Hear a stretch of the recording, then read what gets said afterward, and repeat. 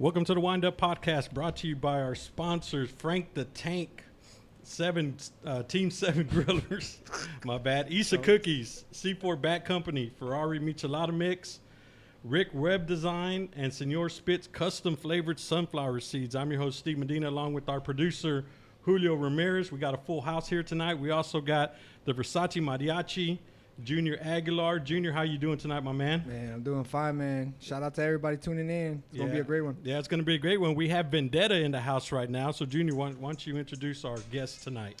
All right, man. So, tonight's guests are from Vendetta Baseball. We got Corti Wilson in the building, Jaren Brown, and Coach Kevin Brown. Chevalier.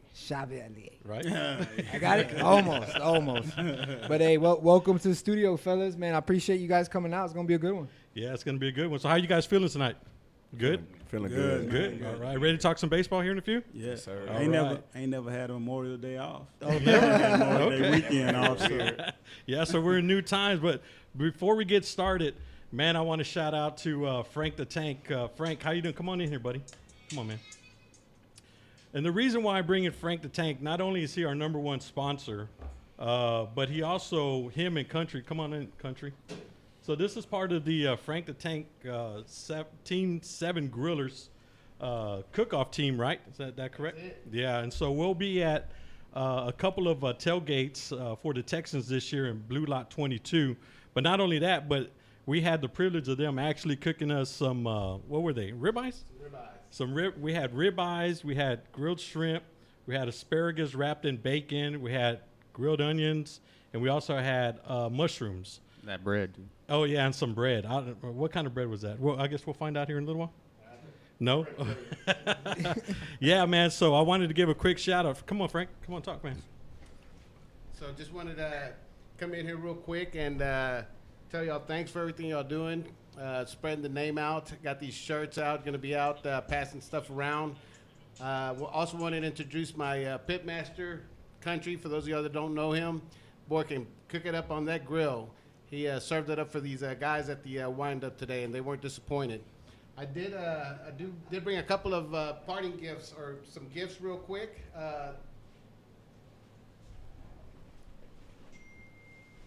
So not only did he cook, he brought gifts. Man. Awesome. So Let's see what I you brought got. not only gifts for the wind-up, I also brought a special gift for one of your viewers that's possibly going to, or not possibly, but will be winning a pretty nice gift here that I'm fixing to unveil.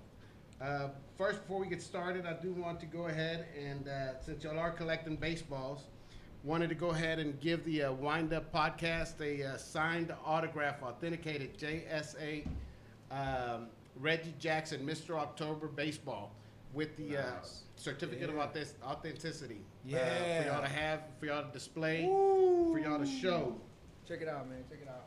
Yeah, that's much better than that Banditos ball y'all got. There it is. We got the certificate. So we'll be able to sell that too, right? Can't sell it. It's for the show. It's for y'all to have. Don't worry, they can't sell that Banditos ball either. I'm with you, brother. I'm with you. It's going to be a good one. I'm with you. Wanted to go ahead and give a giveaway for all you listeners that are out there and the people that are starting to join in. Want to hand out a signed autograph Pete Rose jersey with the certificate of authenticity. All you will have to do is, I'm doing this because Steve is such a Pete Rose fan. Hey. Hey, the Hit King. He does not deserve to be in the Hall of Fame, but that's just my opinion. Oh. I'm trying to hear the Albert Pujols story. He's a Hall of Famer, man. He's a Hall of Famer. So in order to win this, I'm going to hand it out to one of y'all, or y'all going to hand it out to one of your guests, or excuse me, to one of your listeners. All you got to do is just share the Wind Up Podcast, and whoever has the most likes will mail this straight to your house for you to display. Woo, there you have it, folks. So share the stream, right? Share the stream, and whoever gets the most likes, correct? Whoever gets the most likes gets the jersey. Nice. And we're going to do that tonight? You're giving it away before the end of the show. Oh, okay. Oh, nice. Wow. So Julio, you got to work tonight then. Where's that Beth woman at? Oh, she's coming. She won't win. Man, well, I'll tell you what, Frank, thank you, man. I mean, obviously the Reggie Jackson baseball is pretty cool, and also the shirt's pretty cool, too. And so we want to thank you and the team, and also Country as well. Country's my man, so, Yes, sir. that was some good stuff that you're cooking. So, Yeah, hope y'all enjoyed the food. yeah, we will. And That was great. awesome, Frank. Thank you, Frank, and Country. yeah, and also, when can we see the team?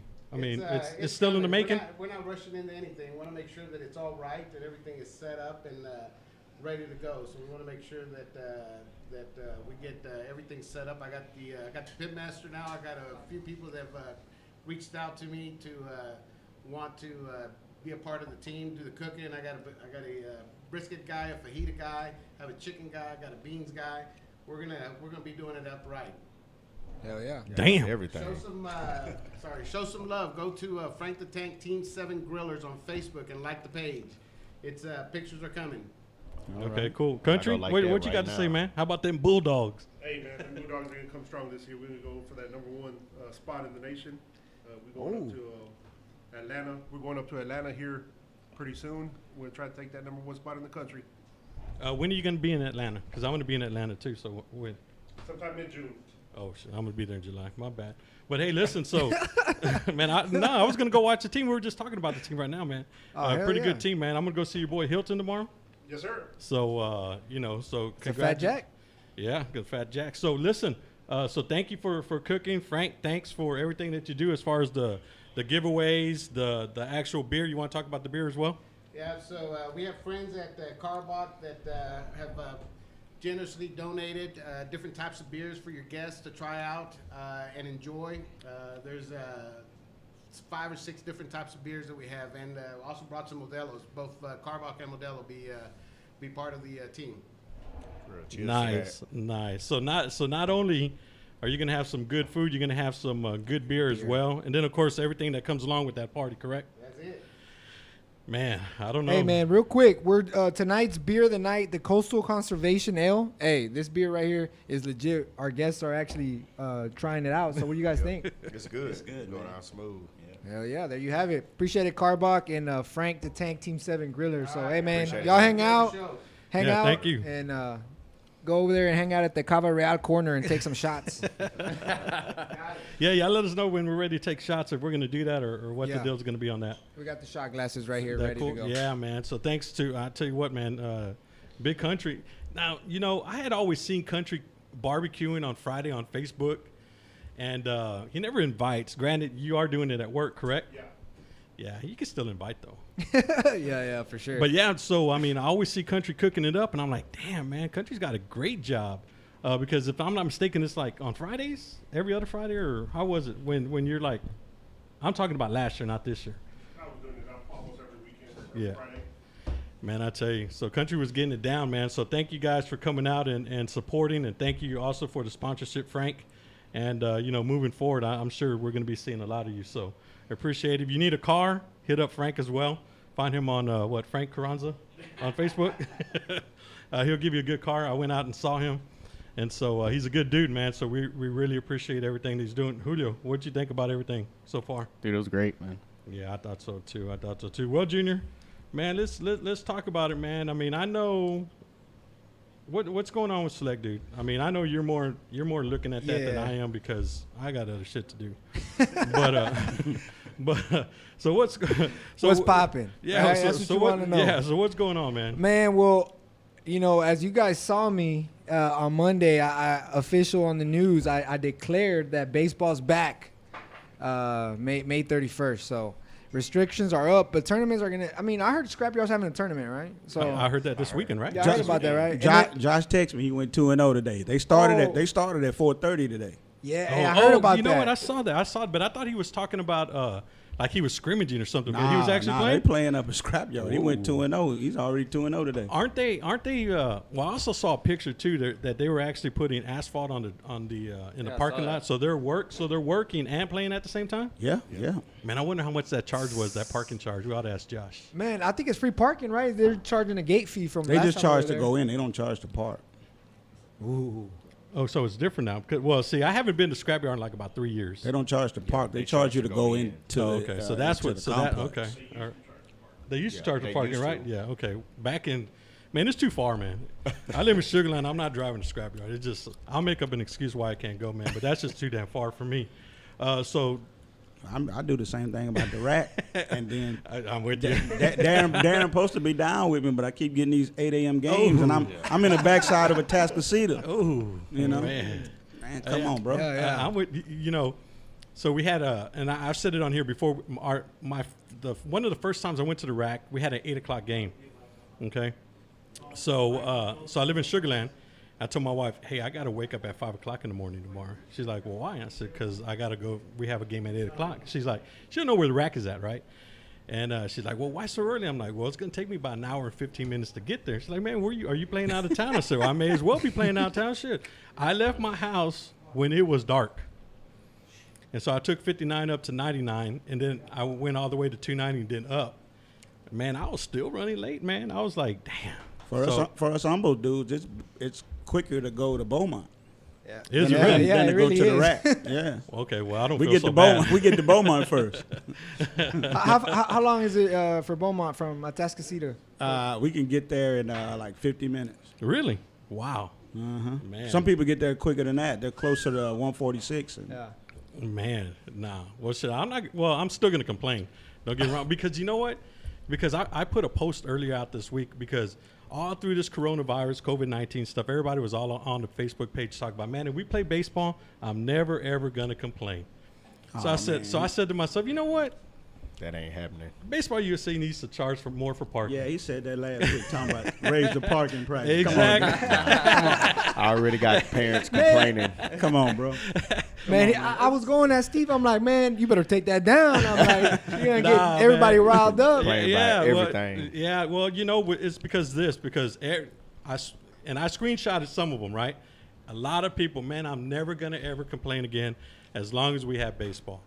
Guess what? When does baseball start again? May 30? What? May 31st practices, June 15th tournaments. You can forget that, bro. Yeah, that's what I think. Larson going to play before the 15th, bro. You think so? Yeah. I put money on he going to play before the 15th. Who is? Well, Larson. isn't he playing on a Monday and Tuesday? He doing some weekdays, but I mean big tournaments. I guarantee you they're gonna get that rescinded. They're gonna start in June 1st. Okay. Well, because I know they're already playing. next I know weekend. somebody's playing on. I think he's having a tournament like on a Monday, Tuesday, and when he posted it, somebody was talking about about parents and all this and all that. Man, I don't know. Monday and Tuesday games are going to be a little bit iffy for some. I mean, because some people are now going back to work. I mean, you have some of your people that aren't working, working but working from home, so that's going to be challenging. But he's itching on the bit. You know what? I think besides Darren and Junior being the happiest people that got the retreat from the governor, every tournament director in Houston is probably happy as hell right now. Yes. I got 10 texts Right? yesterday. Exactly right. We're Yeah. starting. They're ready. Yeah. I got a lot of emails. I just say delete. Yeah, because I mean those guys. I think they're at your watch party. Because as soon as the governor said, man, I started getting emails. I'm Man, like, that watch bro. party got crazy. Who were y'all on their watch party on the Houston group on Monday? I was. Ooh, you were, Coach? Yeah, You saw it. It was popping real quick, man. Everybody's getting ready to go. And then I put that poll up the other day about, hey, if there's a tournament, you guys playing? I think we had over 600 people vote yes. I Yeah, thought people a ready to couple play of people was baseball gonna now. cuss you out because you actually put on that 15th, and they kept talking about. I heard the 31st. Yeah. Yeah, that's one thing, man. I mean, all the parents were like on there, and if you give any type of I'm not gonna say bad, but maybe let's say misinformation, man, they're on you. Oh, they on Because top man, of they it. ready to play. I mean, yeah. I think the parents are more ready to play Than the kids because All they the ain't time. got nothing to do every other weekend. That'd be like that before the corona. Yeah, Want to get them out their house. yeah, I exactly. got a 3-year-old and he tearing my house, so I need to get him to the park. So I'm still going to be on record as saying that, man, I enjoyed my time off. I'm still enjoying it until the 31st. Yep. Then when the 31st comes, then I'll get into to baseball mode. But as of right now, man, I love the time off. How about you?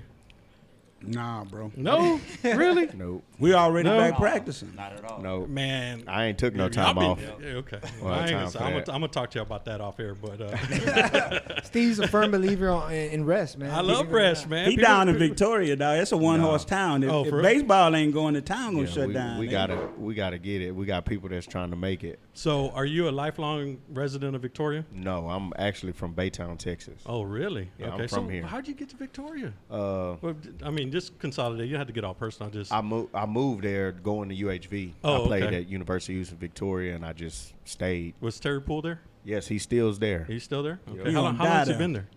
How long has he been there? He's been there a while, right?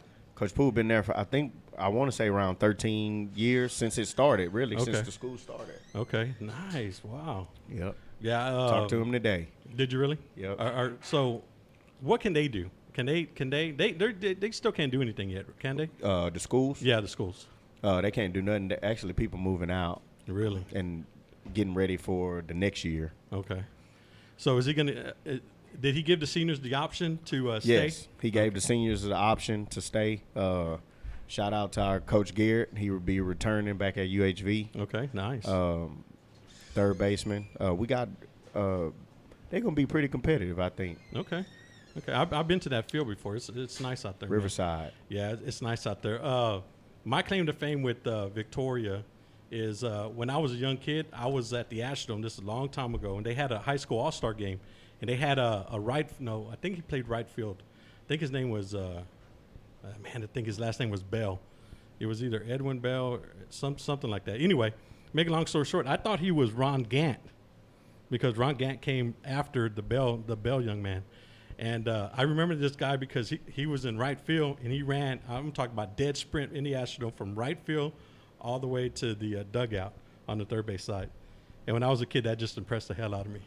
And then he went to Victoria Stroman. So how many high schools are in Victoria now? They got East, West, and St. Joe. Okay, so what's up with Stroman? It's a junior high now. Is it really? Yes, sir. Wow, Victoria He's Stroman. actually the coach at St. I'm the Joe. coach at St. Joe. Oh, really? Yes, Okay, sir. nice. Head You coach. said that's a middle school? What, Stroman? No. Yeah, Stroman is a Wow, middle Damn, school. so now. that They used have to be a high baseball school at power. middle No, they don't have baseball. baseball. Yeah, no, it used to be a high school It used to powerhouse be a back house in the school day. back in the day. Yeah. Yeah, man, no kidding. I did not know that. Did not know that. Well, listen, I'll tell you what. Okay, so we don't know what's going on. People are starting to practice. People are starting to play. How about you guys? What are you guys doing? Have y'all been? We practicing during the week. We Yeah. practice 10 a.m. And then 11:30. I got 2 different practices breaking the kids up. So, Okay. but we practicing during the week in the daytime Okay. because we at a county park, so can't reserve it in the evening. There's no lights. So Okay. we go out in the daytime. Okay. How about you, Coach? We're still practicing. We just got going. We got the high school kids going, and the little kids, they just started coming. Okay. So we trying to get back in the swing of things, man. Ready to get back to normal. Okay. So if you're here tonight, y'all doing live batting tonight? Nah, we're not doing live at bats tonight. Oh, okay. Nothing. Okay. Well, we had a kid come through today from Temple, actually. Oh, okay. So we just have kids. They kind of come in and flow. Okay. Yeah, because Thanks, I watch you guys sometimes on that Friday. Oh, yeah. When y'all hitting. In Victoria and here. Oh, for real? We Oh. beat both. Okay, then I guess I need to follow you guys in Victoria. Is it the It's the different? same page. It's the same page. Okay, Yeah. so then, hell, man, I may be Yeah, seeing you you. probably then. did. Okay. One of us. Yeah, be because honest. one of my guys, Brody Wilson, goes over there and hits, and so I talk to his dad, Odie Wilson, all the time. Oh, yeah. And as a matter of fact, I think I talked to him today. Yeah, shout out to Odie. You better be watching, man, because he always kept on, man, you need to get the Vendetta guys. And I think, Yeah. didn't I text you? Yeah, I I text. talked to you a while Yeah, back. exactly. And I told him, man, they're coming. And I said, because when we started, it was hard to get people to come on. Right. But now, now everybody wants to come, so we got to start scheduling stuff. So I told Odie, I said, man, they're coming on. And then he called me when the post came out. And I said, man, you better be looking. He's, oh, man, I got some stuff tonight. No, dude. You better be looking. So, Odie, I hope you're looking, buddy. He's a good dude, man, and so is Brody. Yeah. Brody was at the facility today. I saw him. I think I saw him yesterday or the day before. You guys, somebody posted something, but he was in the background lifting something. I think he was wearing gray pants on Yeah, the maroon shirt. I saw your comment. Oh, yeah. So I saw. Brody a workout warrior. Oh, yeah. Yeah. Brody get after. Yeah, I met Brody. He came here that one time. Oh, yeah, that's right, that's right. Good dude. Brody, a good kid. Yeah, and he's going to ETBU, East Texas Baptist University. Yes, sir. So let's talk about Vendetta. Okay, so I first heard about you guys from Kevin Schoba. Okay. Okay, and he's watching too. And I did ask them if they knew you, and they said yes, Kevin. So you're off the hook on that. And so, Shout out to Kevin. so it was about, I'm going to say about 7 years ago, maybe 6, 7 years ago. And I asked him, son, I said, hey, man, what are you going to do in the summer? And he's like, oh, man, I'm going to coach for Vendetta. And I'm like, okay. I said, where are they from? Because I thought you guys were here. And he goes, no, they're based out of Victoria. And I can't remember the conversation. I remember we had the conversation. I just can't remember what was actually said. And I was like, all right, cool. So before we get started and let you guys talk about Vendetta, let me tell you guys something just right off the bat. So I just met you guys here today, just about maybe 20 minutes ago. And all the people that I've talked to over the years, I have never heard anything bad said about Vendetta at all. In the select baseball world, that's pretty damn tough. That's a first. That's tough, yeah. But that's just the people that I talk to, okay? And so kudos to you guys. I mean, I'm pretty sure there's some naysayers because there always are. Yeah. But as far as the people that I've talked to and have dealt with, never heard anything bad about you guys. So that's a good job for you guys. So so that was one of the reasons why we wanted to have you guys out here. So without further ado, who wants to explain how Vendetta started and I'll everything? start. Okay, go ahead. Vendetta started from extreme heat. Me and JB, I called JB one night after I graduated from college, and I was trying to figure out what I wanted to do afterwards. And I called him. I think it was me and JB and Coach Kevin talked 24 hours, damn near. I called JB. I said, hey, man, you want to help me trying to start a baseball organization? And he was like, yeah, let's go. Let's get it going. By that time, we were still extreme heat at the time, and it was in Victoria. I think that was 2014. 2014? Yeah, it was right when I Yeah, graduated. 2014. And I graduated in 2014 from college. And I told him, and he was like, yeah, let's go with it. I was working with two kids. Two kids turned a team.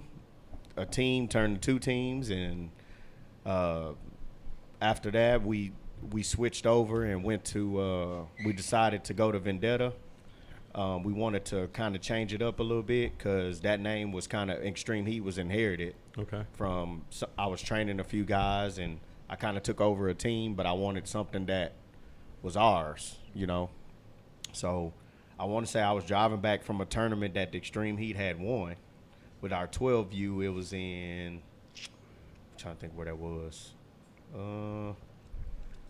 I want to say it was like in Austin area or something. Dripping Springs. Dripping Springs. Dripping We Springs. we Okay, nice. We had won a tournament in Dripping Springs, and I called him. I said, hey, man, what you think about changing our name? And he was like, what you think? I said, well, I got a long ride, so I'm going to call you back.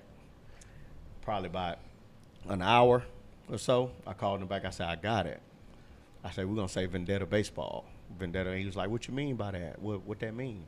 I said, man, me and JB been knowing each other since 2006. Okay. 2006 in high school from Baytown Christian.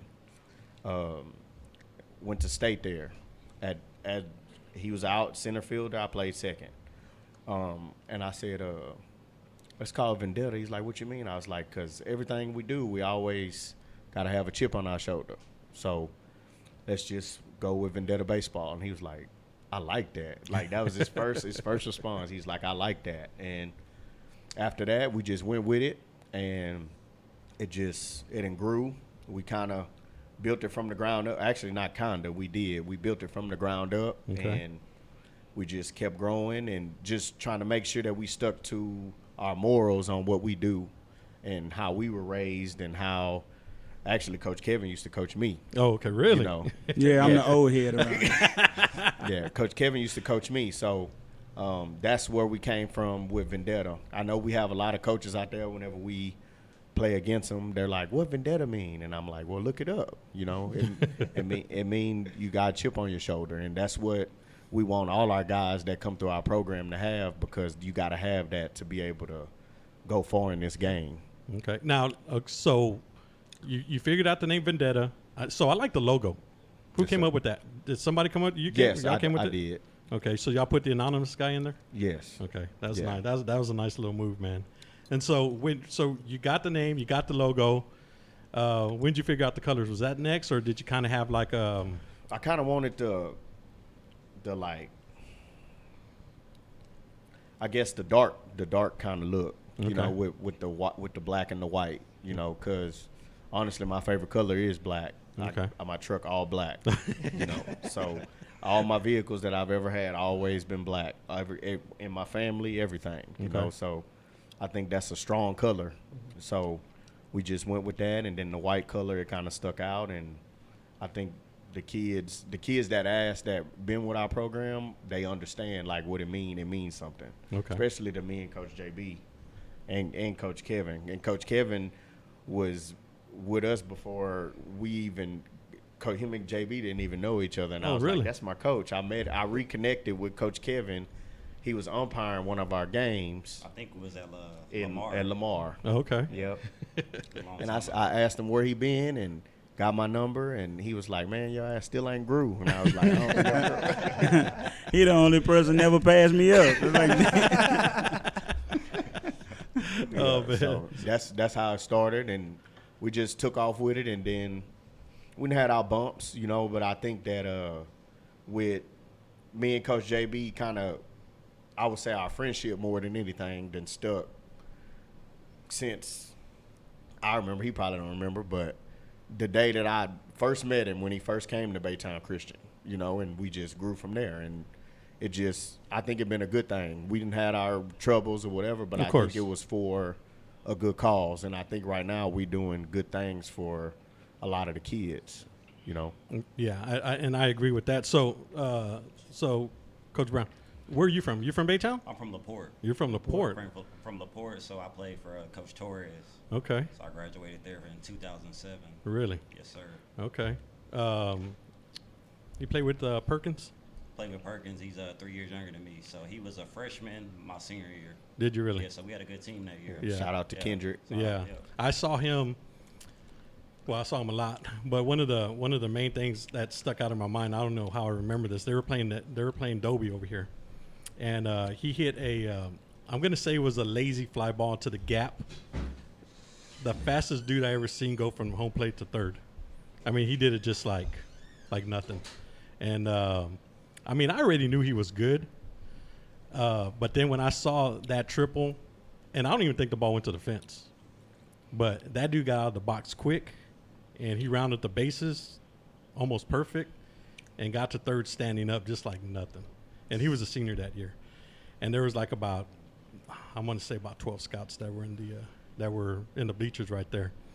And I was like, damn, this dude's fast. Yeah. I mean, and I had heard he was fast, and I saw him on the football field too. And but when you see somebody running, I mean, he got out the box like quick. And then, you know, he rounded first perfect and rounded second perfect. I mean, I almost thought he was going to try for an inside the park home run. I mean, and so I always remember him just, I don't know why that stuck up in my mind, but I mean, he was actually a good player. So you played with him then? I played with him. I grew up with his brother. Did you So really? Me and his brother graduated. His brother played D1 basketball. Okay. Kevin Perkins. So I grew up with those guys. Man, Kendrick was good, man. Just a good athlete. He could have played basketball too. For real? Yeah, so he was good. He signed with A&M, right? Signed with A&M for football? For football. Okay. But I mean, I think he was going to do both. Oh, okay. Actually. Was I he? think he was going to do both. Okay, and then the Yeah. Red Sox came And in the Red and Sox messed it came, all so- up.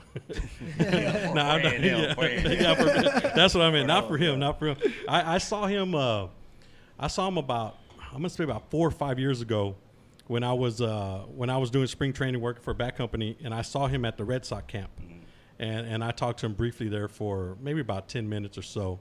Man, still looked good. I don't know if he's still playing or not, but man, he looked. I mean, he looked like a pro. I mean, you know, once you go from high school and then go to the pro, and then you start getting into whatever it is that they're doing for you. I It's mean, just different. Yeah, It's he just just. I mean, he looked like a pro, and so you know, I talked to him for a little while, and then I had to drop him so I could go talk to Jim Rice. So my bad, Kendrick. But you know, hey, you know, Jim Rice was a man. So talk to us a little bit about yourself, Coach.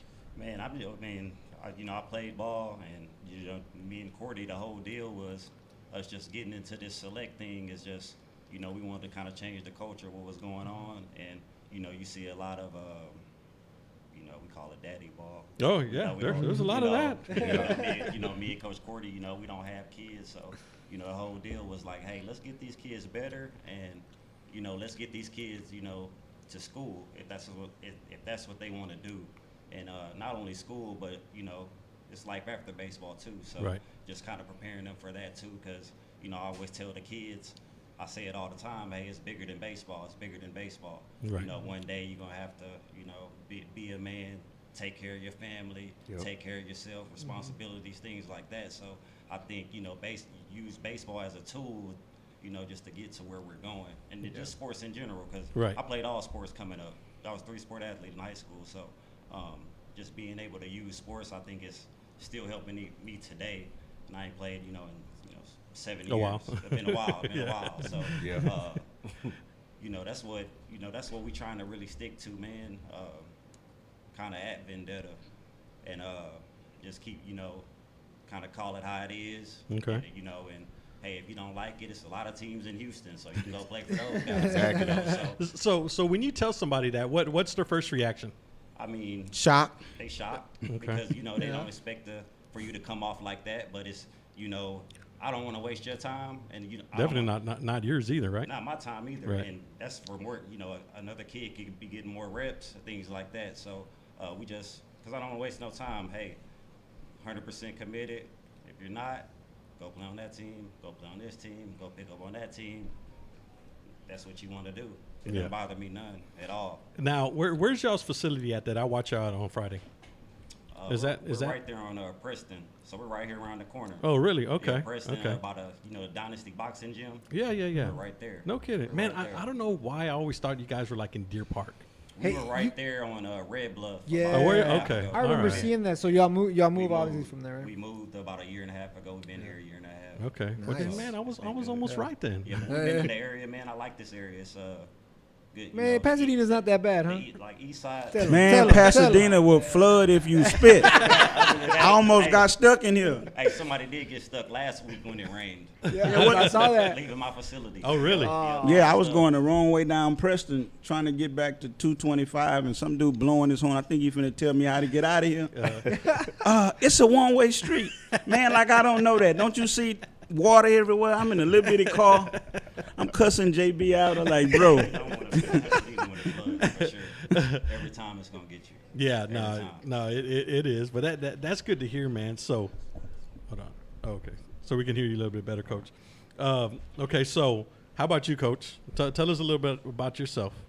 Man, always been the smallest dude in the game. I've always been this short. I just ain't been this fat. But, I agree. I'm the same way. but I think that makes me the coach I am. Always had to figure out a way to compete with the bigger guys. JB and Corti do an excellent job of working our high school programs. They're getting guys into school like nobody's business. I more or less focus on the younger boys. Okay. And so that's kind of what our plan is. I'm out of Humble, up around Wilson Road and 1960 area. Okay. And I guess I've been in the game the longest. I was back. I've been doing this since Baseball USA was behind the silo. Right. So no Ray real good, no Robert, a lot of the old heads, Sean Ina. Okay, hold on. So you say you know Ray and you know Robert. You know Jesse? That's No. the other brother. No, Oh, okay. I've met him a few. Okay. I've met him a few times, but never been out with him. Okay. I mean, I know Ray and Robert as in going out after hours. Oh, okay. We And won't that talk kind about of that. thing. Yeah, We won't exactly. talk about that. But so I'm kind of in charge of building the youth program up and moving it. Pretty proud of what we've done in just the last 2 years. I think it's us and Mizuno out of Beaumont and Nitro out the Valley are the only 3 programs with on that travel ball rankings top 10, 8 and 9 U teams. Okay. And so now I'm in the process. I'm going to start building the next 8U kid pitch team. So it's just every year you put them in the program. You Yep. start. I'm known as the mean guy. We're going to explain that. Okay. I've always been that dude, and I mean, I just tell them, parents, I'll be straight up with you. If your kid's out there on the field crying at 11 and 12 years old, your kid's not going to play baseball. They're not going to continue to play with that kind of pressure and crying all the time. They're going to quit.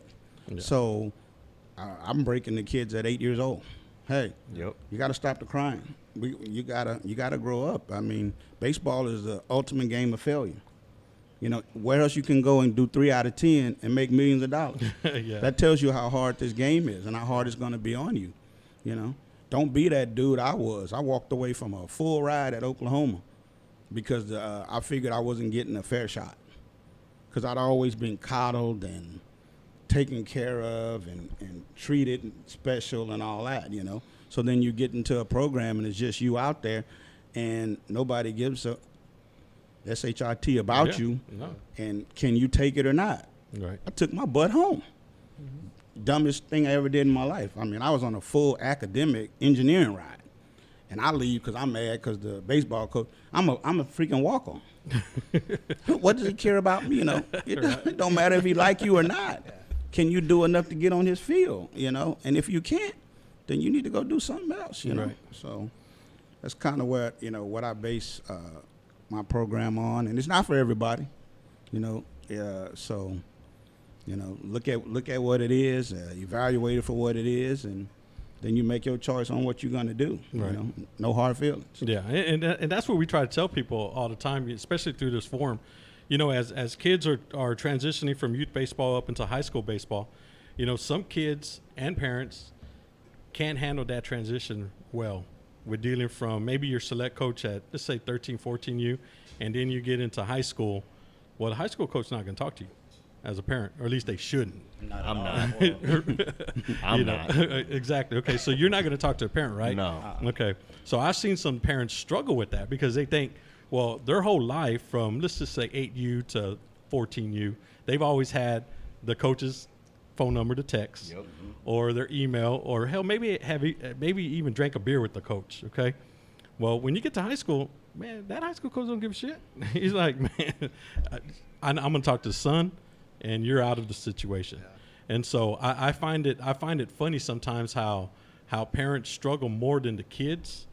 But they both kind of struggle. So, I mean, it's kind of, I laugh at it because, I mean, we see it all the time. I mean, if you've been in this game for a long time, I mean, you see it. I mean, you see that parent, and it's always funny. I don't care what high school you go to and watch the game. When you see, there's some parents that you know they want to talk to the coach after. Yeah. And that coach ain't having shit. He ain't looking right. You know, and the coach is just beelining to wherever they're going if they brought their own vehicle or maybe in the bus or what have you. I mean, they're not going to talk. And so, you know, I always find that pretty funny. The flip side of that in select ball, man, after the game, 4 or 5 parents right there. They always want to talk about the game. Yeah. Nah, bro, I don't want to talk to you about the game. How many parents talk to you after this 30, Steve? It's a lot. What went wrong? But, you know, it's just one of those things, man. I mean, you know, it's transition that they got to figure out. But as a high school coach, do you really care? Let me rephrase that. Do you want to have that interaction with the parents? No, not really, because that's cutting them as men, honestly. Whenever you come up to the high school coach, or you calling the high school coach, or you texting the high school coach about, honestly, anything, you know, you just, why can't your kid grow up and be a man, especially when your son is senior or junior or whatever, you know, like, when is he going to have any type of interaction with a man interaction? And 9 times out of 10 is they got an angle to it. You know, they always do. 9 times out of 10, it's an angle to it. You know, so for me, I don't really deal with it unless the kid, like I've told the kids bluntly, like your mom or your dad don't need to text me unless you about to die. You know, so I'm gonna use that now. I'm serious. Like, and at St. Joe, we trying to change the program and grow it or whatever. And a lot of the kids they know me because Victoria not big, you know. So they know me, so they kind of.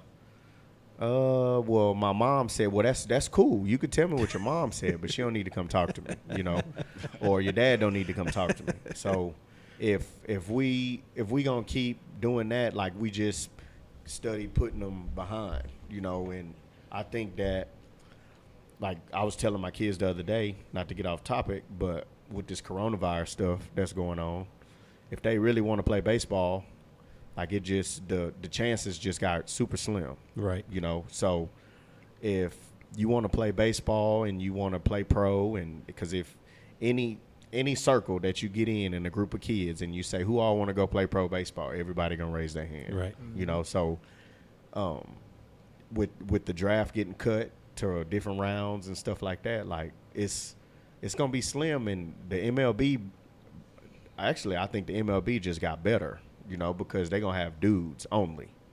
In Not the first gonna five, have- in the first 5 rounds. Yeah, you're not gonna have guys that's getting drafted in the 40th round. That not knocking the guys that get drafted in the 40th round. They might work their way up to do it, but owners not gonna pull their trigger on guys that they not sure about. Oh, of course. You know, Of so course. so that's what I done fussed at the kids the last 2 weeks about that. Like, especially 12-year-olds. Like, Right. hey, if y'all want to do this for real, you're gonna have to bear down. Your mom shouldn't have to bring you and throw you in here to make you come. You know, your dad shouldn't have to be like, swing the bat right. Like if you're not doing it, you know, if you're not taking care of it, like honestly, with our program, we about to get rid of you because we only getting the kids that want to do this. Right. Cause And that helps a lot when you have the kids that for want to sure. do it. 'Cause, Exactly. I mean, Sure. yeah, because we've all been around those kids that, man, hey, man, you got to want to play. I think I want to play more than you. Right. And so they start dragging. And then all the other kids, what I've seen, and maybe tell me if I'm wrong or not, if you have a couple of kids that are just there just to chill, hang out, man, that starts bringing You bring everybody else. everybody yeah, it down. starts, and so Yeah. instead of playing to the level that you should be playing at, you start playing down to the level where those two are at. And Exactly. man, and then that's tough. Yep. That's tough. So how many teams do you guys have across? we have Now I know the number's going to be a little bit off right now. we have 13 teams. Okay. No, actually, we got 11. Sorry, we got 11? 11 teams. Okay. We got 11 teams. And how many will you float for the summer? We're gonna float all 11. Oh, all 11? Okay. Yeah. Yeah. Okay. We just the high schoolers come in and they'll focus on those guys, and I'll take our two other coaches, and they'll help me with the younger guys, and but we'll play through August. Yeah, okay. Yeah, and that was so. Do you think with this break, it's going to kill?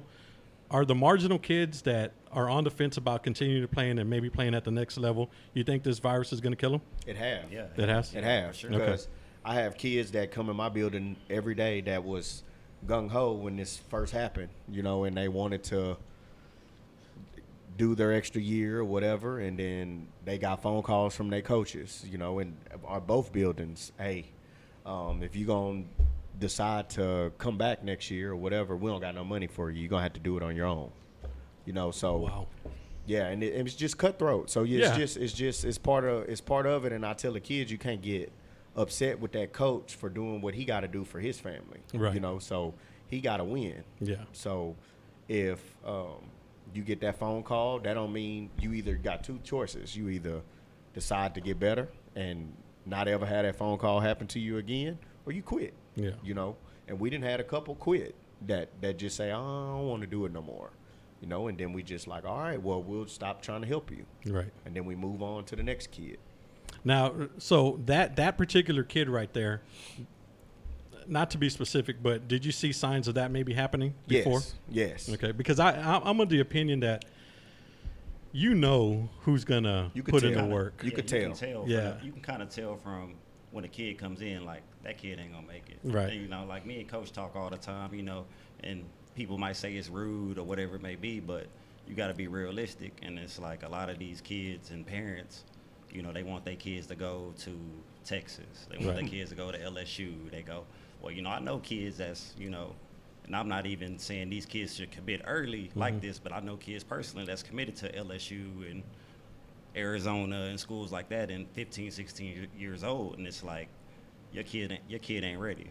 Like, we got to get him ready physically, mentally. And then, like, what Coach is saying, like, and Coach Kevin, you know, I've watched Coach Kevin make one of our little kids just let's lost it. You know what I mean? Because it's like you gotta break these kids early, and a lot of the parents don't like that. But it's like on the next level, that's exactly how it's gonna be. They send you home. One of our kids got cut over the coronavirus. He and Cam Williams in AA. Really? He got cut.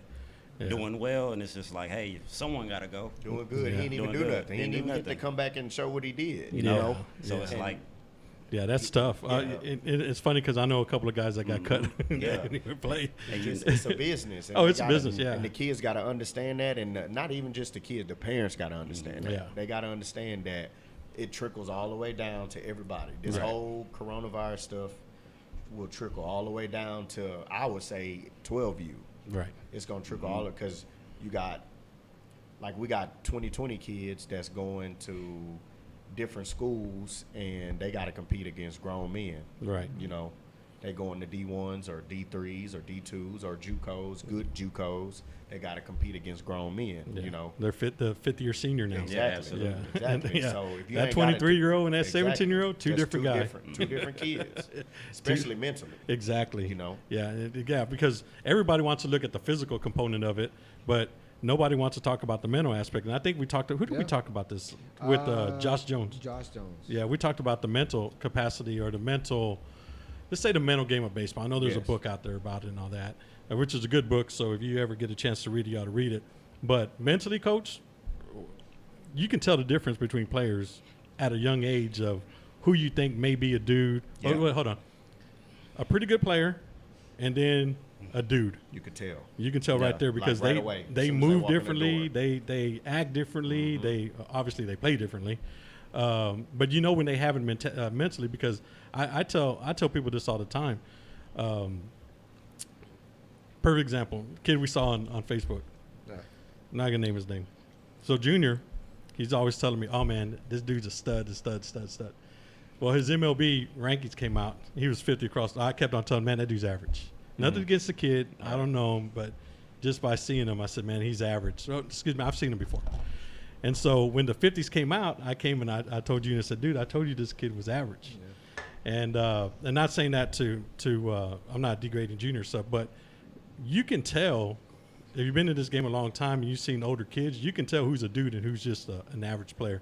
Nothing against the average player, man, because they may get better, but dudes stand out. I mean, they walk differently, man. We could go to the park this tomorrow. We can probably go to the scrapyard and we can name who a dude is and who a dude isn't, or who isn't a dude. Excuse me, that's bad English. But I mean, I always find, man, that's always a tricky thing for me. But mentally, coach, what do you think the difference is between the mentality of a baseball player from select baseball to high school and then from high school to college? I mean, it's just willing to be able to stand out. I mean, a lot of kids, you know, and like select ball is different. I tell the kids, like, you know, every kid that's growing up now, they grew up in playing in a facility, training in a facility, things like that. So it's different, man. But it's, you know, you got to be a dog. You got to be willing to accept challenges. I know Coach Kevin is big on like playing up. I mean, me and Coach Corti both are as well, and just playing up mentally. Like we have our kids, you know, 15, 14-year-olds, they facing kids, you know, grown men in live at bats in college. Kid throwing 94, kid throwing 92. And it's like, hey, you say you want to go to this school, that school, you want to be mentally tough, you want to be the best at your school, right? You want to be the best in your area. Like you gotta do these things, man. So it's like just being able to accept it. We're tough at Vendetta, so being able to be mentally tough and then just, hey, whatever we say, it roll off your back. It's not personal. Yeah. We just getting you ready for the next level, because it's gonna be the same guy on you at the next level, at the pro level, at the collegiate level. And it's like everyone doesn't make it. I've seen it. Coach Kevin's seen it. You've seen it. The best guy in the area, he goes off to college and he don't make it. He back home, and it's like, what happened? You know, it's different, and we like to use the term like, hey, it's just levels to it. Yeah. Oh it's no. levels to it. Yeah. You know, levels within levels. You know, so I think that's what really separates, you know, the high school, you know, from the collegiate level. You know, and these kids want to get drafted and things out of high school. Well, you got to be ready. Like, soon as you get ready, you sign, you going right into pro ball. Oh yeah. Like, they don't understand that, and it's like Yeah. so that's why we, like us three, we're trying to get them like mentally ready, whether if it's them stepping into pro ball or them stepping into collegiate ball. Yeah. And we've been using this, the coronavirus, I think it's been a blessing for, some of the kids out there. Yeah. Because kids are still training. Guys are still doing Oh, yeah. stuff, Yeah. things like that. And it's like, our signees been in the weight room pretty much every you know, damn day. we talk, 8 weeks going on 9 weeks now. And Yeah. it's like nothing, nothing really stopped, Yeah. because you have to get it. And Yeah. I got a question for Coach Kevin, but real quick before we move on, remember for the Pete Rose jersey giveaway, you got to share the stream, and the stream, the share with the most likes will win. So Steve, just hold it up real quick. We got a Pete Rose autograph, authentic, certified jersey signed by the Hit King himself that we're giving out today. All you have to do is share the stream, and the stream with the most shares will win the jersey. We'll ship it to you. And also, big shout out to one of our sponsors, Senor Somebody win Spitz, Custom Sunflower Seeds, for dropping off a nice care package for us. So shout out to our sponsor, Senor Spitz, Custom Sunflower Seeds. So the question, going back to that, Coach Kevin Brown, I heard you mention that you like to break down the kids, right? Talk to us about your approach. Are you the loud kind of coach that gets after them? Are you the silent but stern approach? I'm interested in hearing how you handle this, because, most of the people in the group have younger kids. So Yeah. when they hear this stuff, it's always a good thing. I'm definitely the loud guy. Okay. And what my approach is to put as much pressure on them as possible, because my feeling is the best players are the ones that can play under pressure. Okay. You can have a kid who look like a vacuum cleaner during warm-ups before the game start, but as soon as that they say play ball and the kid steps in the box, all those fundamentals go in the tank, because they can't play under pressure. And if you can't play this game under pressure, you're not going to play this game. Parents, turn your ears up, please. So, what we do and what I'm doing is forcing them to play under pressure. Even in practice, I put pressure on them. Pressure to make a play. Pressure to make a play. To never not want the baseball. Yeah. Those guys that don't want the ball hit to them are the ones that aren't going to make the play. So, we start them early. I mean, your kid's playing 11U, your kid's 10.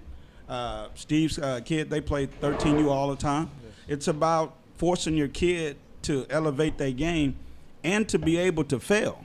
Yes. Some of these people, they go play, for instance, 8U coach pitch. There's 3 or 4 teams that should be playing kid pitch, trying to get the kids ready. But they're going to go play coach pitch and go 47-5 and get all these titles. But the kids aren't getting better. They're playing the same 5 teams. Yeah. Which mean nothing at the end of the day.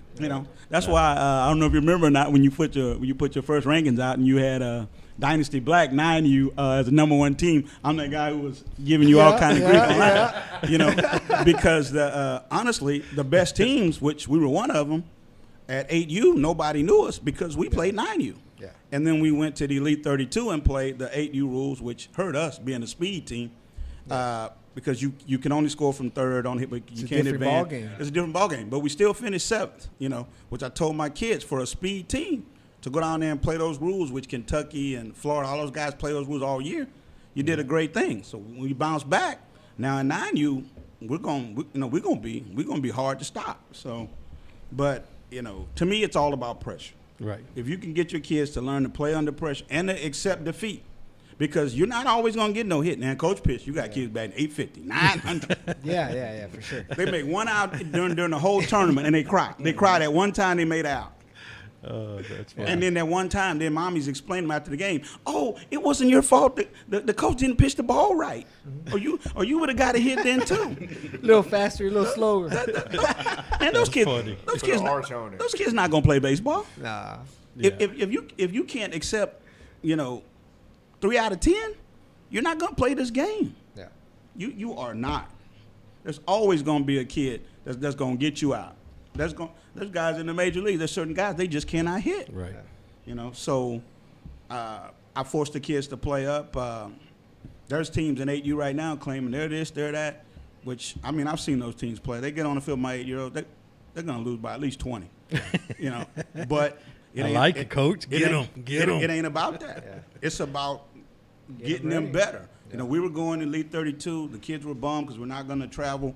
But I told them, hey, it makes it even greater for next year. We'll go as 9-year-olds.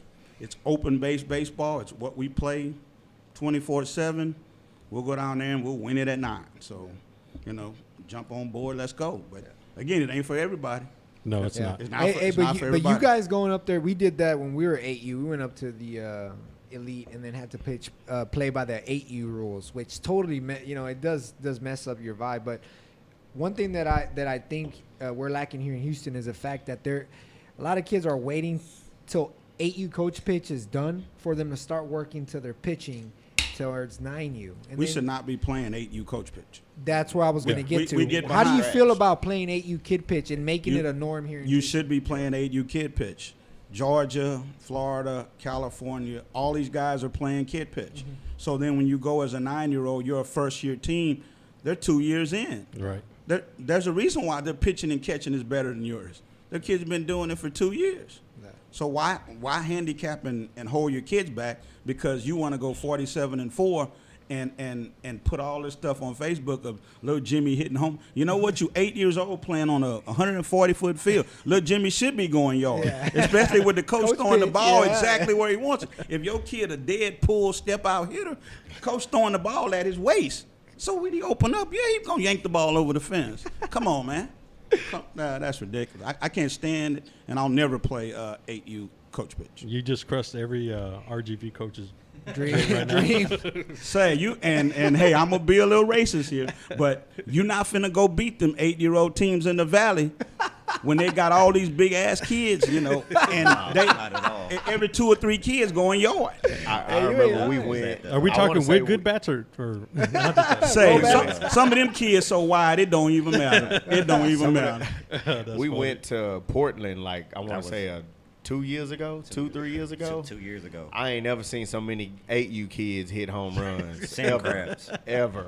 and And these was bombs.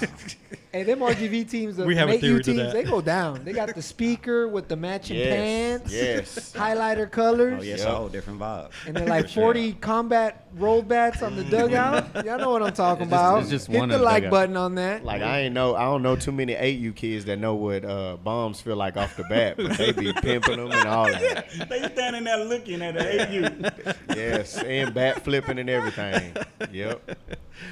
Julio said they only have one bat in the Only dugout. one bat in the dugout. They share the same bat. That's Julio. Go on, Jeter. Hey man, and that's funny, coach. So that mental approach, I guess, is real big in Vendetta. So do you guys I'm a firm believer in body language. How do you guys handle body language and bad body language? I put you out. Yep. At Bad 8, body. 9 years old, I'll put you out the dugout. Hey, you come back when you're ready to play ball. You're gonna do that crying, you're gonna pout and all that. I'm not here to babysit you. I got a 3-year-old, Yeah. and I don't let him cry and act a fool. So you're not finna do that in my dugout. Right. Period. With the high school boys, they already know my signal. Time, Blue, and we go ahead and go ahead and make that long run, man. We're not about to deal with that. So, I mean, they already know. The kids make fun of it because as soon as they hear me say time, they already know somebody about to come out, and they make that long run, and they don't even got to speak to me. Do you even look at them? Yeah, I look. Oh, at you look at- them. Yeah, okay. they don't look at me. Oh, okay, yeah. Yeah, because I saw, I think it was about maybe 3 years ago. I think I was in Dallas. I was at where was it? At a 5-tool tournament. And, man, one of the coach, he had it like a signal. I'm going to say it was a signal. The kid came up third base to come talk to the coach. The coach just steadily looking towards right field. I don't even know what he was looking at. And the guy came up right here. He was like, where me and you are at, coach. And the coach he just stayed looking that way. And I guess after like about 10 seconds, it probably felt like about a minute, the kid just went into the dugout. And I guess the coach inside made the change. And I was like, I know what he was getting at. And I actually thought it was kind of funny because I've been that player when I was in high school and I missed the sign. And my coach called me. And that was a long walk. And my coach didn't look at me. So I knew he was already screwed. But, man, I was just laughing, and some people got offended because I was laughing. But, it is what it is, man. No, it's funny. Stop messing up. Stop acting like that. Stop acting like a baby. Don't drop fly balls. like know what's going on, especially you're a senior or you in high school period. You know, you need to know what's going on if you're trying to do this seriously. And they got like a lot of people that, in my opinion, feel like get on the field for the fun of it, and you got people that's trying to do this for real. Right, of course. And of so course. when you're not trying to do it for real, you need to go play pony or play with your friends at the park or whatever. You know, like it got some people out here really trying to make this a living. Right, of course. Of course. Now, I got to ask you a question because it's going to be geared towards you. Kids watching baseball on TV. I'm of the opinion that they don't watch enough of it on TV.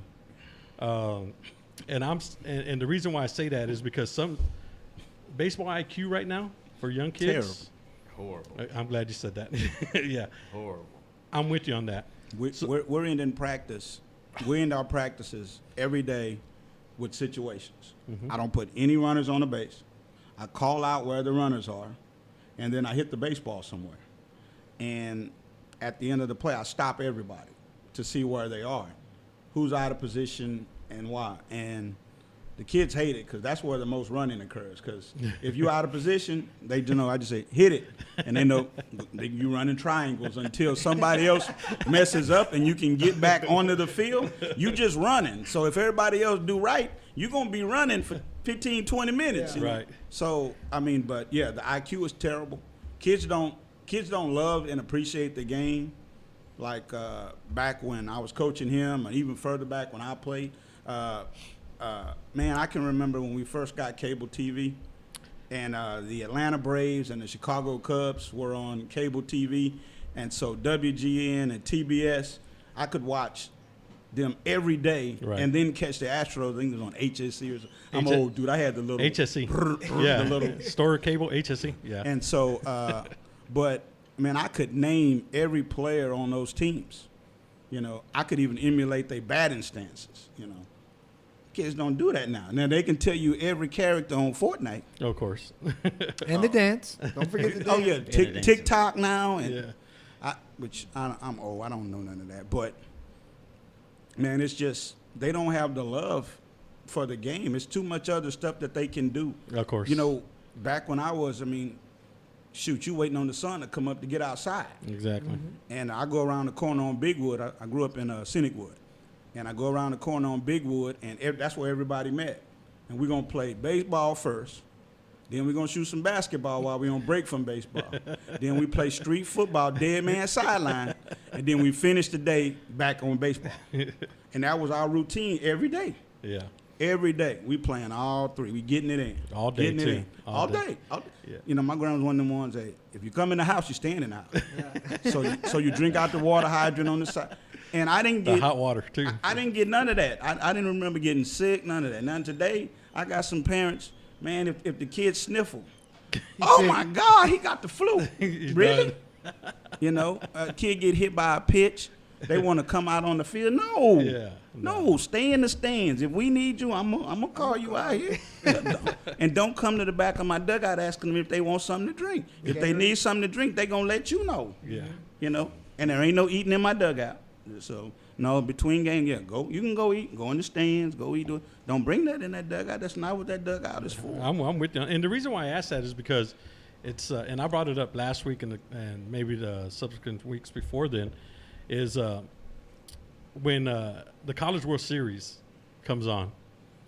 My son could take it or leave it right now. But I remember there was a day back in the day when the College World Series came on ESPN, and they used to have the day games. No, they used to have day games at Rosenblatt. And, man, I was glued to the TV. I think I'd watch pretty much every single game that I could. And now, maybe a kid will watch it, maybe not. But I understand it's a different time now because, you know, these video, and I tell people all the time, if I would have had, let's say, Call of Duty when I was growing up. So I walk into my son's room, and he's playing Call of Duty. And I'm looking at the graphics, and I'm like, damn. I mean, you know, you're trying to compete with Call of Duty and trying to get them to go outside when they're inside in the comforts of AC playing this game. Yeah, but you can't hit. Yeah, exactly. I mean, so I mean, it's one of those things, man. I mean, there's just a lot of things now that get in that way. But man, I remember back in the day, man, College World Series. I But- try to suggest all my people to go watch college baseball. Watch how those kids come out the dugout and take the field. You know, those kids love being out there. They playing for the love of the game. Pro ball, you know, the money get involved. You know, you go watch the Astros, you sitting in the air conditioning. And I hate air conditioning, brother. I mean, I'm old, I need it, but as far as baseball should not be in air conditioning. You know, be out in the sun and the heat. Watch them guys jump over the railing and sprint out to their position. Yeah. You got some kids now, you got to curse them out for them to just jog to their position. Yeah. Everywhere they go, they walk.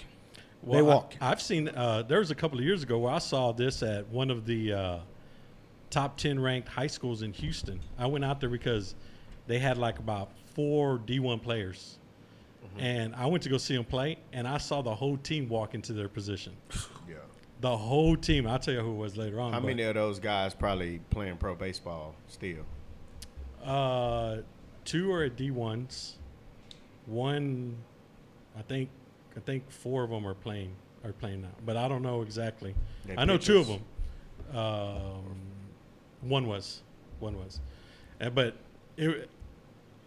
I found it odd that they just walked. I thought I was at a select baseball game. That's what I thought I was, and I wasn't. I was at a 6A baseball game at 7:00 at night, and they walked to their positions. And I remember I text one of my friend who was coaching the opposing team. I'm like, dude, is it like that all the time? He said, all the time. And I was like, man, I came away. I was just like, man, I can't believe I just saw that in a 6A team. But I saw it. And so, you know, I don't know if it was because, obviously, I guess the coach let him get away with that. Of course. And then, so, I mean, but that just trickled down. I'm sure he probably let 1 or 2 do it, or 1 or 2 started doing it. Then they was And like, then when he "Yeah, didn't get y'all on, did it." Yeah, exactly. that's how it is. Exactly. There you And go. so once you let that go, man. That's it. I don't even see how that happens. That's not even realistic at Vendetta. Oh. Not at all. I remember one time we actually, the kids took the field walking, like a couple of them walked, and we made the whole damn team come back, do it again. But I mean, just respect the game, you know, like that. They don't understand. Look, most of the kids don't understand kind of what we done went through, me and Coach JB, to play the game, you know, and you ain't doing that on Coach Kevin team, you know. Like when Coach Kevin used to coach me, like we was strict, super strict, you know. Like parents complain about what Coach Kevin say and how he yell or whatever, but it used to be 10 times worse. Yeah. And Yeah, I guess done what? got soft when I got old. My mom is probably the most bluntest person ever, and she ain't ever had a problem with Coach Kevin. And I don't think parents that are like that. I mean, I'm only gonna speak from my personal view, because when my son started playing, man, he had a coach that was he was 7 years old. He was like an asshole. And my wife's like, hey, what do you think about the coach? Man, he's great. I'm like, Yeah. Don't ever say anything. Yeah. I said, They need it that. doesn't matter what happens. I said, as long as you don't hit him, I don't think he's going to hit him. Yeah, exactly. I said, I don't care how he talks to him. He needs to be He talked need to that. like that. Yeah. And my wife's like, well, I don't know. She wasn't. Now she's like, man, hey, he needs the toughest coach that he could possibly get. So he does MMA now. Man, his coach right now, man, he's a fucking asshole, man. He mentally there, though. Yeah. He's mentally there. Yeah, and so That's what the you problem. talk to him. I mean, anybody could talk to him however they want to talk to you. Yeah. But I think you need that. You need But that. a lot of parents don't like that. They don't like that. I tell my parents, my kids don't come back from school talking about the coach was mean. They're going to go wherever. They're going to play wherever. They're confident enough. They done been through the fire. They're gonna make it work. Right. Whether they had a coach who don't say a word or whether they had Bobby Knight, wherever they at, they're going to be able to go and play because they're going to be mentally tough enough to stay there and get through whatever it takes to get on the field. Right. You at that man's program. You gotta do it his way. Right. So, I mean, Right. that's why I left high school ball, man. I did 4 years of public school, then I did 3 years of private school. My last year, I was at, it used to be Pope John the 23rd. I think it's St. John 23rd now, out off of 10 West and 99. And the head of school calls me in, and he says, Coach, so-and-so, he's never made the team, and he's a senior, and his dad's willing to do this, and this for the school if he can just be on the team. And I said, no, man, it's an honor to make a high school varsity team. That's a privilege. If you suit him up, then you take that away from the 15 guys that made the program. Right. Well, he's willing to donate this. That's not how this works, man. It's amazing how that conversation is still happening today. And it's going to continue to Yeah. happen because there's always going to be that parent who think that their money can buy their kid something. Yeah. You know, and my point on it is, okay, you bought your kid that, but now you just took away from all those kids that earned those spots and earned that jersey. You took away their accomplishment with your money and going and doing what you did. You know, I just so it pisses me off. And bro, I finished my commitment because I always do what I say I'm gonna do. I finished my commitment, and I tell you, I'm done. I'm done. We were the first one to ever take them to the playoffs. I'm done. Nope. I'm That done. was it? I'm done. That's it. Yeah, and to kind of piggyback on that, one of my last forays in 14U, we had a kid who went hitless the whole summer. I'm talking like from June to July, went hitless. Dad got pissed off. Said, "Man, how come my son's not playing?" I said, "Well, he hasn't We hit. don't run on this team. He hasn't Right? hit all What you tell us, summer. Steve? He hadn't hit all summer, and we have two guys that are better than your son. Well, how about if I buy uniforms and bags for everybody?" And I was like, "Nah, that's not going to work." I said, "Because he's not hitting. Now, if he had been hitting, then you know, maybe he could play." I said, "But right now he can't do that." So make a long story short, he quit. The other two catchers graduating this year, both D1 signees. We didn't know that back in 14. We knew they were good, Right. but you know, they just matured. And we knew they were dogs. No, we knew they were puppies. They became dogs, but we knew it had it in them. But yeah, man, offered to pay for uniforms and bags just so they can play. Man, you can't do that because you open that door just like we talked about with that high school team. Yep. Then it starts. You open know, that door, and then daddy tell another daddy, Yeah. and then daddy tell another daddy. and they all talk. Yep. They We all even do- come across that now. I mean, you especially when you get in a situation like you'll have two teams at the age group, and you know that kid should be on the second team. He'll get more reps, more playing time.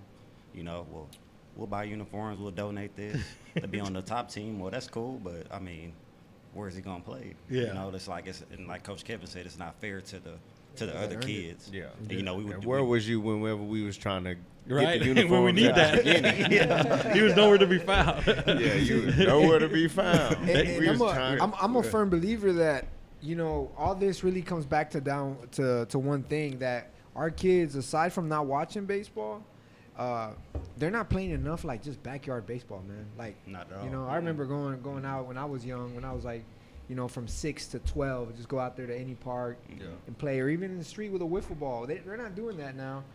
Everything's so structured. I think that's hurting a lot of the baseball Right. development. What do you guys think on that? Man, it's not a lot of baseball players. Everybody especially now, everybody like sports specific. Like they only play one sport in baseball. You know, you have one sport in high school. You know, you'll have the high school coach saying, "Hey, don't play baseball." The baseball coach saying, "Hey, don't play football." Right? Whatever it may be. But these kids, what I see a lot of, they just like you say. When I was coming up, when you was coming up, when Coach Kevin coming up, Coach Corti, like we knew all 9 positions. Like if someone needed a 9th player, like we'll go You were play there, any right? spot. You were there, you knew how to play it because like you were saying, Steve, like we watched baseball. We knew like we'll watch the game and then go outside and try to do the same stuff. Exactly. You know, whatever the sport was, right? So I think that's what's different. Like I was coaching NTIS last year in Cary, and I had about 6 or 7 middle infielders where none of them could play second base. All of them could only play shortstop. I said, "Hey, Wow. can you play second base?" They said, "No, I only play shortstop." It's like you're a middle infielder though. Like you can't play second base. It's like it's crazy. So it's like I think it's enough. Like you say, they just not watching the game, not willing to learn. Like know what's going on. You can make your team better. You can tell the other guy what's going on. Things like that. Hey, So- and talking about that, Coach, you're right. You have a tryout. You ask all the kids, all right, where do you guys play? And everybody lines up at short. Exactly. Every time. Everybody. Every time. Every time. And Knowing then you they hit 'em can't- a- some of them can't play and short. then- And then Bad you hit them a feet. ground ball. The Brick- first thing brick you see them- hands. Yeah, Biggest yeah. kid. You get the biggest kid, go to You shortstop. got a 200-pound, 5'9" kid. He go to shortstop. Yeah, like Come that. on, bro. We got it. Yeah, we see that often. I mean, you know, it's just, but that's funny. But Junior brings up a great point. You know, it's, and I don't know if it's because the parents want kids to specialize in a specific position, Or what do you think that is? I mean, because That's a parent want. That's Because a- if I you think- want to play baseball, you play don't play wherever anywhere, they right? put you. Yeah. I, Yeah, I'm with I you on that. guarantee you, me and Coach JB can get on the diamond right now and play every position. Every position. Every position. I And know mean, where we I going. ain't got no knees. I get back But there back and in the catch day, We're all going to put done. Kevin in first. Hey, but I tell you what, Coach. So Willie Ainsley said you're the only one that can make him not talk on the baseball field. Is that true? I'm just. Hey, he he did just say wrote that. it out Yeah, here. he He just did wrote say it that. out here. Say, man, me and Willie scrimmaged the other day. We was practicing Social distancing. how we could do social Oh, okay. distancing. So we brought the kids out, and we had only a couple of kids in the dugout. We had them going through a backside fence Okay. and doing that, kind of seeing how it would look. And Mexican teams wouldn't do that. They just. and Willie, to me, Willie remind me of me because after the game, Willie had them doing sprints. They was out there. They was running. And I Oh, told you were out there? Oh, you were there? I was out there. I told my parents, I said, stop. Y'all look. I ain't the only one. You see? Yeah, man. Shout out to Willie, man. Man, Willie Shout out to Willie. been in this game a long time, man. I was one of the biggest supporters of Tavares, and I'll tell anybody, if you're on that southeast side down 45, man, there ain't a better hitting guy down that way than Willie. I mean, Willie can flat out teach it, man. There's some guys out here that are doing good things. There's a bunch of garbage now. But there's some guys out here that are really doing it. And if you want to know some of the garbage, just come to my games when I'm playing them. You'll know before the game start. Honestly, you'll know before the game start what my feelings are about these dudes. Because I don't have no poker face. I'll never play poker because I'm probably gonna lose.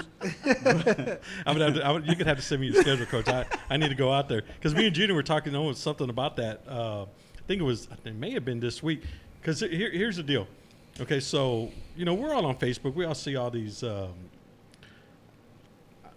guru, for lack of a better term, right? And everybody's got their own little method. I'm not here to say anything bad about the method because I'm not a trainer. But man, some of these things that I've seen on Facebook right now, I'm just like, dude, how in the hell does that work? I mean, are they just doing something just to try to be different and make money? I love all the gadgets. Ooh, You like the man. gadgets? No, There's a I lot. don't. Oh, okay. I'm being facetious. But, I mean, so you came up with something that nobody's thought of. They've been playing baseball since the 1800s. But you going to change the game. You going to do something that's going to change the game. Right. Since the 1800s. You the first dude to think of this, right? Man, come on. Man, come on, dude. Come on. Because me and you can hang out, man. Because I'm of the same opinion. I'm of the same, and I'm also in the same That's opinion funny. when I see kids on the field. Junior posted a video of himself fielding ground balls, dancing like Michael Jackson over there. Man, go get the ball, man. I mean, shoot. But I see a lot of these guys. I see a lot of these guys on Facebook teaching all this footwork. Nothing against the footwork. Go get the ball. Go get the ball. Don't kick, just go get the ball. It's Count not the swag. Gotta It's make that the play. swag. Huh? You gotta make Still the gotta play. make the play you at just the gotta end of make the the day. play. Yeah, swag. Well, swag will get you signed. Swag will also get your ass cut too in the Yeah. first week. Yep. So, If you ain't making the plays with it, you just look like a clown. Swag turning a clown real quick. yeah. You know? So we always see that. And I'm sure all three of you guys see it too. I mean, I see it, and I screenshot it. I'm texting these guys. I mean, what the hell is this all about?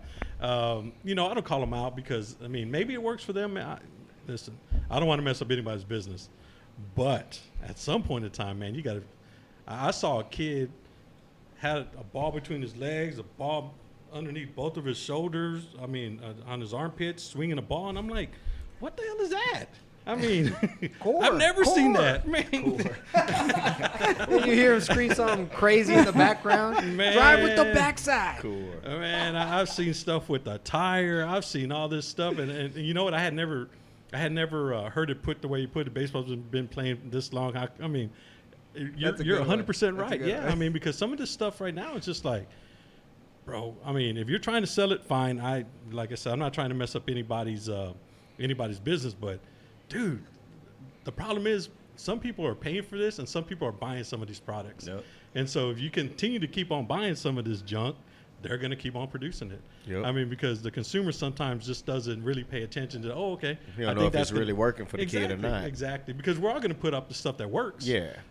You know, that one kid with the 3 balls, man, did I send it to you guys? Yeah, you sent it to me. Man, You're like, I don't "What even is think the this?" guy hit the ball. I don't even. I was laughing so much. I was like, dude, I need to check this out. But you know, going into training, like development. How big are you guys on development? That's the cornerstone of what we do at Vendetta, development. We'll bring in some kids. I mean, honestly, we got a couple of the 2020s that got signed this year. Zach Shannon, who else? Got a couple of kids that been with us since they was 13, 12, 13 years old that stuck to the program, and they didn't develop into monsters. That's what I'm most proud of these 2 dudes about, man. We go to the PGs, we go to the 5 tools. I mean, we get on the field with Ray and his, his squads, and Sean Ina's group, and Mark Klein's group, and those guys, and we don't have the A&M and the UT commits and all that, but I mean, we ball. You know, we put some L's on them dudes, Right.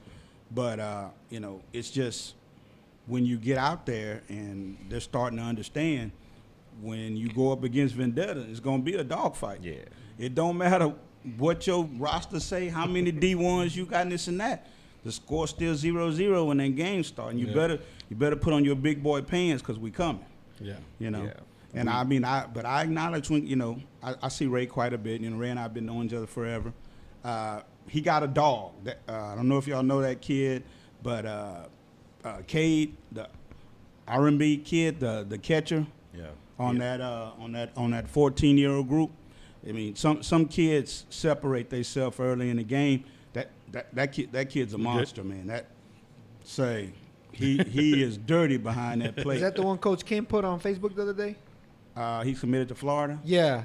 Yeah, that kid. That kid. I saw He's good. videos. Yeah, Okay. the kids. say I done seen that kid score 12-0, and this kid still sprawling and blocking. You know, I mean that kid got it. Like you say, when you can see a dog early in the game, that kid a dog. You know, but we got kids that got that mentality, just might not have the size. Exactly. Noe.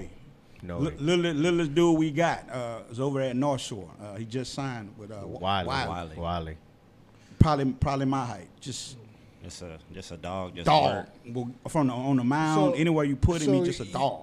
Y'all's teams, like, where are they based out of? Like, you get kids from all over the city? We get kids from all over the country. Okay. We nice, got nice. kids New York, Arizona, Puerto Rico. So how does that work? everywhere. They just hit you guys up and then just Man, kind of I mean, network? it's just relationships that we built, me and Coach Corti and Coach Kevin, over the last 4 or 5 years. Man, the kids we have in Arizona, it's actually funny. We were supposed to go to Florida one year with one of our buddies to play a tournament. It kind of fell through. Ended up going to Arizona, and ever since it's like we just got a good network out there. So it's everywhere, and like we like it because we show these kids like, hey, it's another dude. Hey, he'll come take your spot. We got a dude in Puerto Rico that'll come take your spot. Right You now. might not know him, but we do. Like, Yeah, JB got the founder of the Puerto Rico, the baseball school, got his kid into college, and the guy was like, man. yeah, shout out Alex Colon. Yeah, Mr. Cologne. anything y'all can do for my kids, man, and it's just relationships. Yeah. And that's what you need, especially, going forward. Whatever plans you guys have for Vendetta is all going to be based on relationships and the ones that you've captivated and the ones that you'll make, moving forward as well. Now, so Odie Wilson wants me to ask you guys about the PG win last year. I remember that. Which one? In the fall. Oh, yeah, when we were Yeah, at that U of H. That was great. I What was funny was, they didn't want us to play on at U of H, but How come? I was don't pissed. know. I was, we had One game I at ain't U gonna- of H. I ain't gonna One lie to game, you. the I- championship game. I was hiding. I called Ray out to the PG dudes. I say, is Ray the only dude who could play at U of H? I know he got U of H coach's kid on his team, but come on, dude. We got 4 teams out here, and we ain't got one U of H game. And I think we All had- right, we'll show you. We'll show you. And then we had, 4 commits out there too. So, the tournament director told us, he said, hey, just if you want to play at U of H, just get to the championship game. So, that's what we did. Good. Good. So Good. that was good, man. So that was big for us, for all of us. So, that was our first, PG win because we've been close. Big for the kids because we Yeah. always seem to fall short. Yeah. Like always. Last summer we were in the what was that, Coach? We got to the final 8. Got to I the think we lost final 8 in in Dallas. Up there in Dallas. Yeah, in we September. had a big win over We lost on Ina's group in pool play. Okay. At But TCU. I think Ina ended up going to the finals because the biggest difference between us and them right now is, they have a group of pitchers only. Pretty much all of our guys are position players also. So when you get into game 5, game 6, and your dude been out there on the field the whole time, it make a big difference when they can bring in a dude throwing 92 who ain't played in a game yet. He fresh. He Exactly. ready to go. That's exactly the difference. So how many kids do you have on the roster for a PG tournament?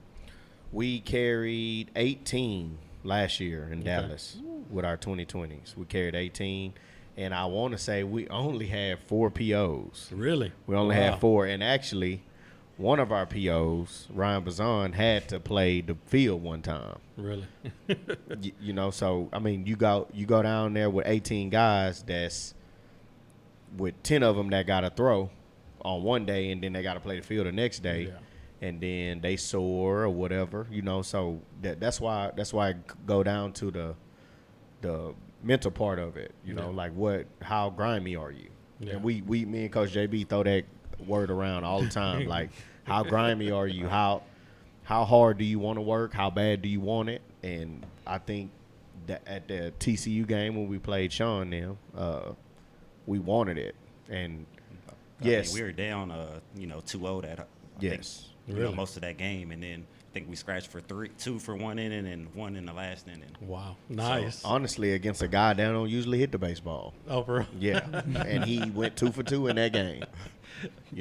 It's always good to hear stuff like that. Yeah, man. and I think that it go down to the competition part. He just wanted to compete that day. He don't like losing. Eric Campbell, he don't like losing. So he got 2 hits in that game, and we came back and did what we needed to do, and it was a big win. Ryan Bazan pitched his ass off, and he a kid that throw maybe 81, 83. Okay. He 81, 83, and he spots at the bottom of the zone. So, he kept him off balance, and I don't think he missed a spot the whole game. So it was just his day that day. It was just his day. And that was a good day to have, too. He threw his ass off against a bunch of a whole lineup of D1 commits and gave up 2 runs. Nice. That's it. Nice. Now with that 18-man roster, so to speak, I find that the younger kids when they start playing the 14, 15U and they start going to Perfect Game Perfect Game, maybe even 5-tool, they're used to going to tournaments with 11, 12 players. Right. Then they start playing big tournaments, and then the roster increases to 18, 19, sometime even 20. Mm-hmm. I have a friend based out in New York that he carries a 25-man roster. Mm-hmm. Okay. And I asked him, why do you carry a 25-man roster? He said, hey, man, he goes, their next level is college and some pros. Yeah. And this is the roster. Exactly. And so they have to understand that they have to work in order to play. Exactly. And if they can't play, then they're not going to be on the team. Yep. And I was like, so I heard that, and maybe I should have known that, but I didn't. And so I thought about it. I was like, yeah, okay, cool. But I see a lot of times where parents, or do you guys ever have to explain it to parents coming from the lower age group to the bigger age group that the roster is going to be 18, 19? When we go to PG? Yeah, when you go to PG.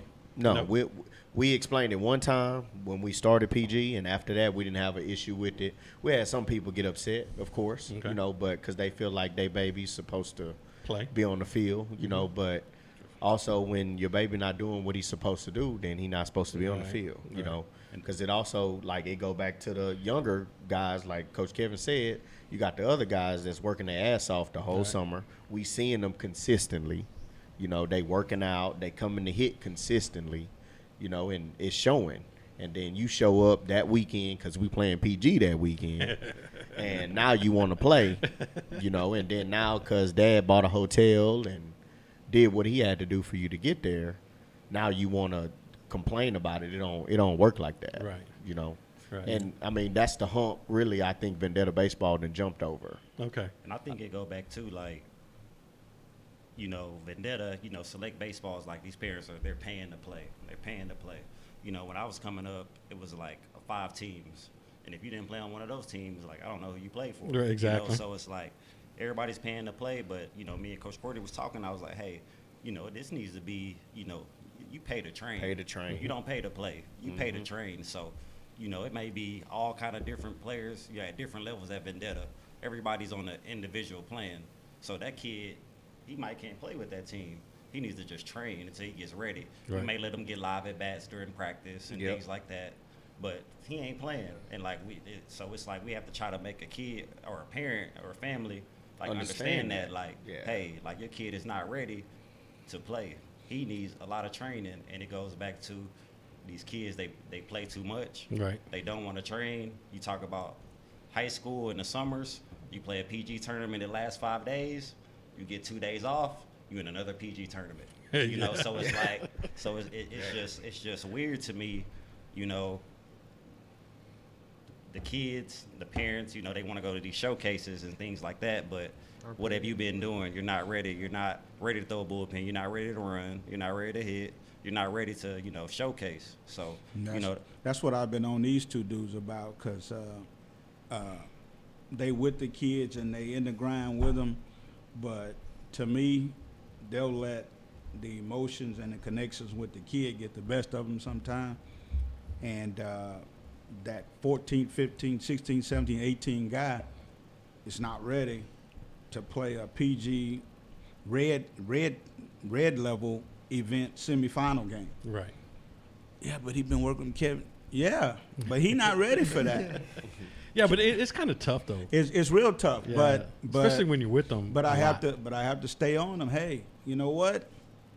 And how does that conversation go? Is it a good conversation? Yeah, Is it's a good conversation. It's always gonna be good because these like my little brothers. Okay. Well, even little brothers have disagreements. Or yeah, even brothers have disagreements. they got the right to disagree with me. It ain't gonna go nowhere, but they got but they got the right to disagree with me. Hey, we owe it to everybody out there to advance this as far as it can go. Correct. With the youth kids, I tell them, I don't even care about the finals. My only goal is to get to the finals because I want to play every possible game.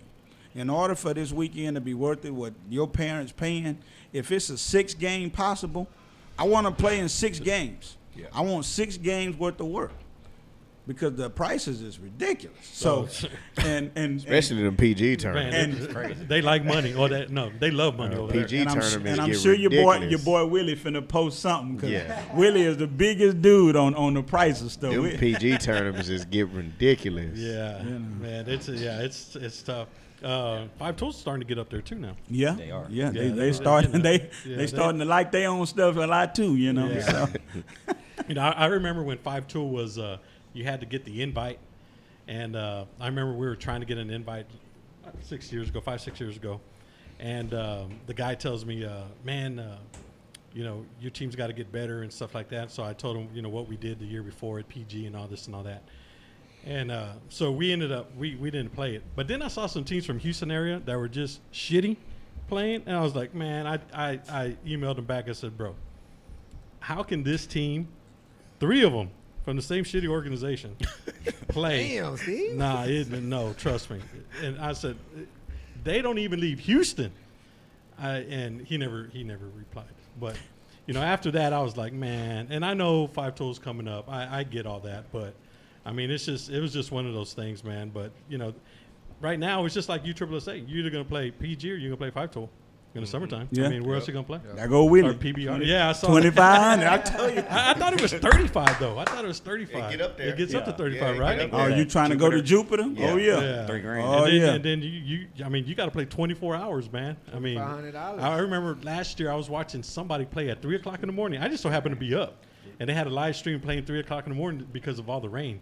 You know, and that's what I mean. Going Me and to Coach was there. Oh, y'all were there? there Yeah, last we year. went up there last year just to scout and everything. Look what we need to do to get there. One, and two, we scouted for Ranger Community College, and I scouted for UHV. Okay. Yeah, So how was it? Did you like it? Yeah, I mean, yeah, it was. I It was took- all right. I feel like we like not just being biased or whatever, but I feel like we got some dudes in the program that can compete at that level and probably shock some people. But we'll get there. We'll get there. I hate that they didn't get to experience that because it didn't pass them up a little bit. But Right.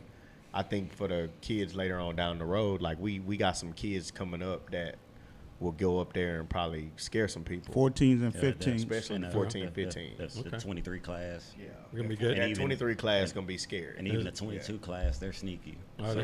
it's gonna be fun. Yeah. Nice. Yeah, and you know, one of the things about Perfect Game is, you know, and this is my deal about Perfect Game.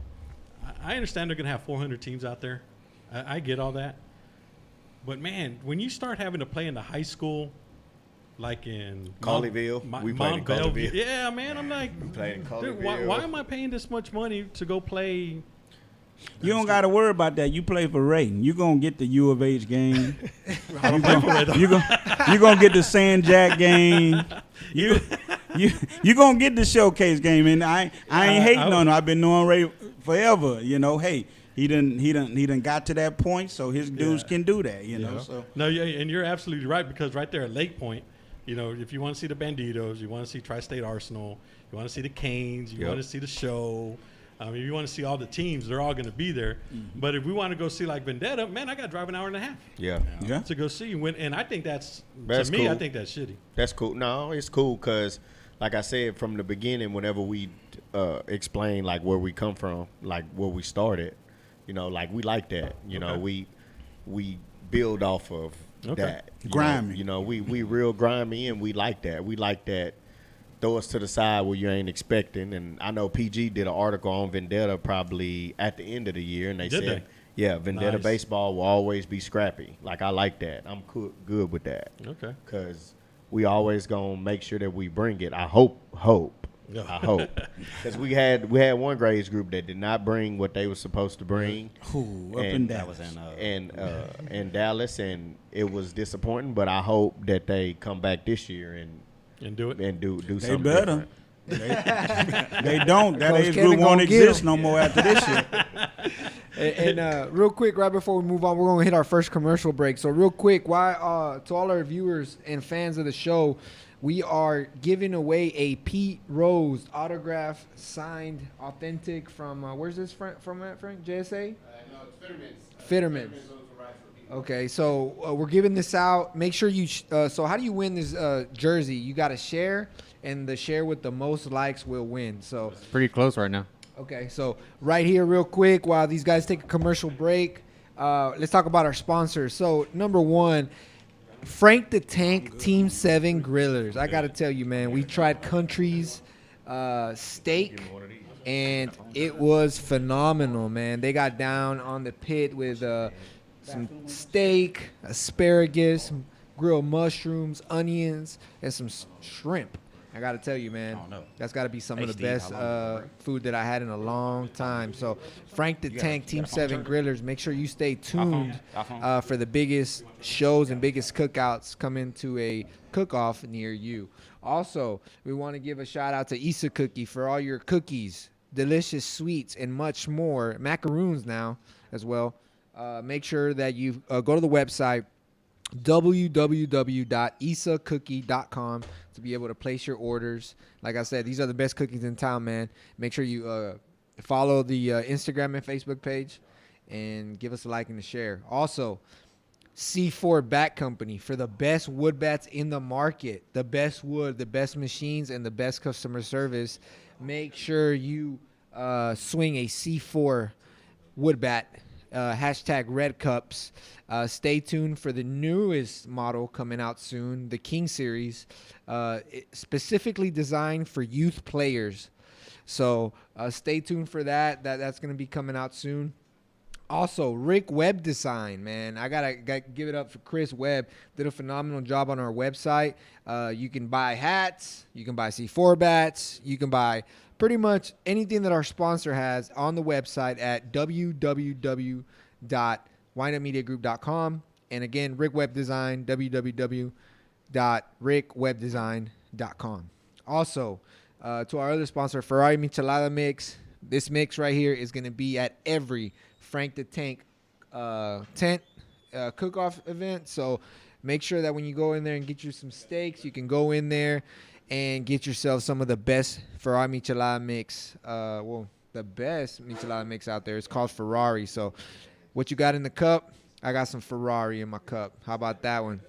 Also, our newest sponsor, Senor Spitz custom sunflower seeds. Man, he dropped off a care package. It was garlic parmesan, Julio's, hot sauce, sugar cinnamon, and the other one was Greek flavor. I got to tell you, man, those has to be one of the best seeds out there. I know you SSSA and all these other tournament organizations have banned seeds, but don't let them stop you from eating them. So make sure you get your custom sunflower flavor seeds, Senor Spitz, at 713-470-8888. And make sure you tell them that the Wind-Up sent you. Also, real quick while we're here, shout out to the founder of Senor Spitz. Happy birthday, John Ruiz. So I told him we would take a shot, so we'll take a shot sometime later on the show. I just put an order in right now while we're doing this. So I'm going to pick some up this weekend. Okay. And I think that's about it. Am I missing anybody, Julio? Hey, shout out to John. He called me like at 6:30 this morning. Yeah. Thank you, John.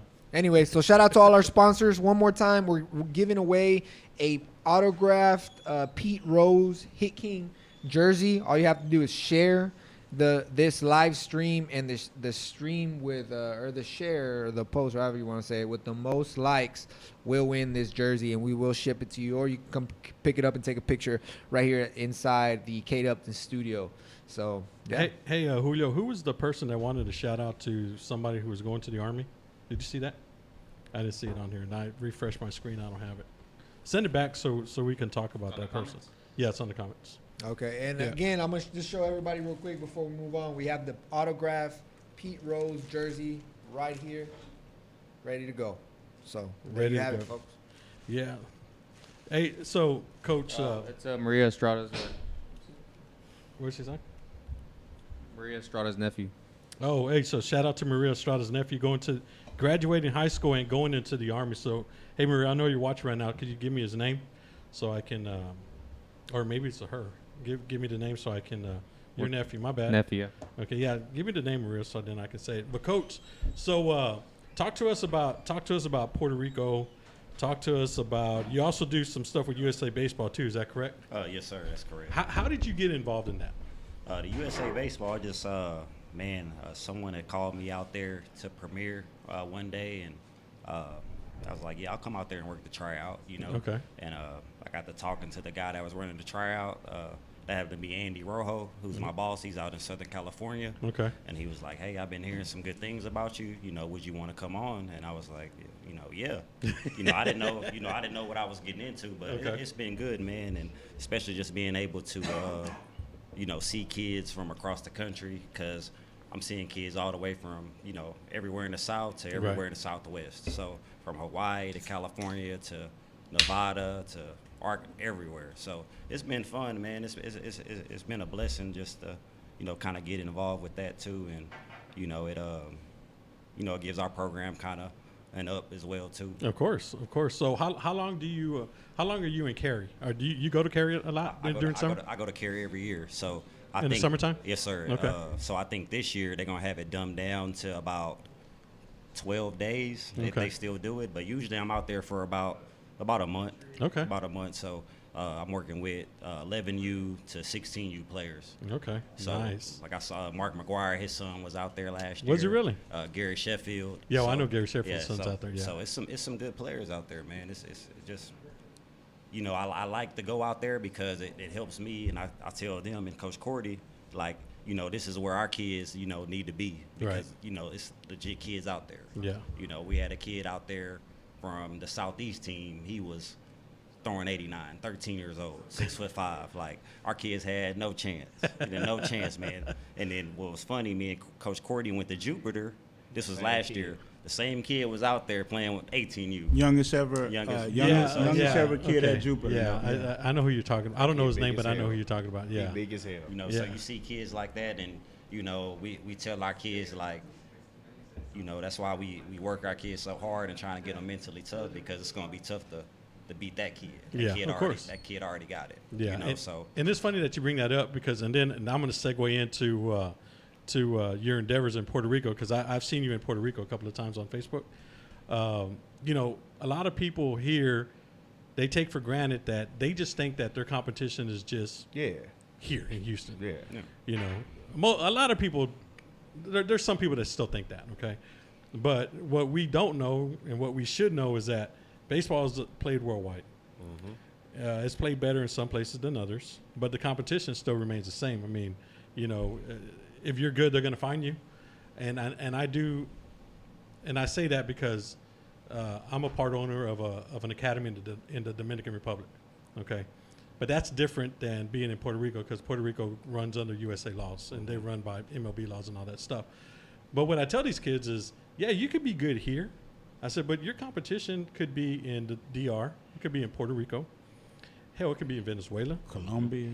Yeah, and, you know, it could be anywhere. So don't just set your sights on beating the guy next to you. You got to be better than somebody that you don't even know. Right. Because, and you don't know the work that they're putting in. No. Now, specifically, and we'll talk about Puerto Rico right now, because I've been there, but I don't really pay attention to it too much because, like I said, it falls under MLB rules, and we do all our stuff in the DR. But in the DR, our kids, they train every single day, okay? They go to school. Now, they don't go – now, what the disadvantage is for United States kids, they got to go to school from 8 – let's just say 8 to 2. Right. Okay, so our kids in our academy go to school for 4 hours, okay? Then they have an English class later on at night. So they wake up at 6, and they do something from 6 to 8:30. Then they go to school from 9:30 to 12:30. And then there's a little break, then they go for another hour. And then after that, they're on the field. Rest of the day. Yeah, they're on the field from the times vary. So let's say they're on the field from 1 to 7 or 1 to 6. That's every single day. Now, when you have the advantage of being able to do that every single day, it becomes it's almost cumbersome on the kid from the United States that they're going to have to work a little bit harder. They don't understand that, though. They don't understand that. And one of the myths, I always have this, you know, there's always, oh man, these kids in the DR, they play in terrible fields. Yes and no. If you're good, we're going to take you and bring you to our academy that we have a badass field. Okay? So yeah, you may play in bad fields, but once you're identified as a good player, you're playing in academies where the facilities are great. Right. And so we're geared towards producing kids at the 16-year-old level for the international draft. What some of these kids don't understand is when they're in high school, they're going to be competing against those kids. And those kids, you know, they don't have everything. They're probably playing Fortnite now, but they don't go out to eat every night. I mean, they don't have a lot of stuff, but they're working. The kids here are just chilling. And so there's a different mindset.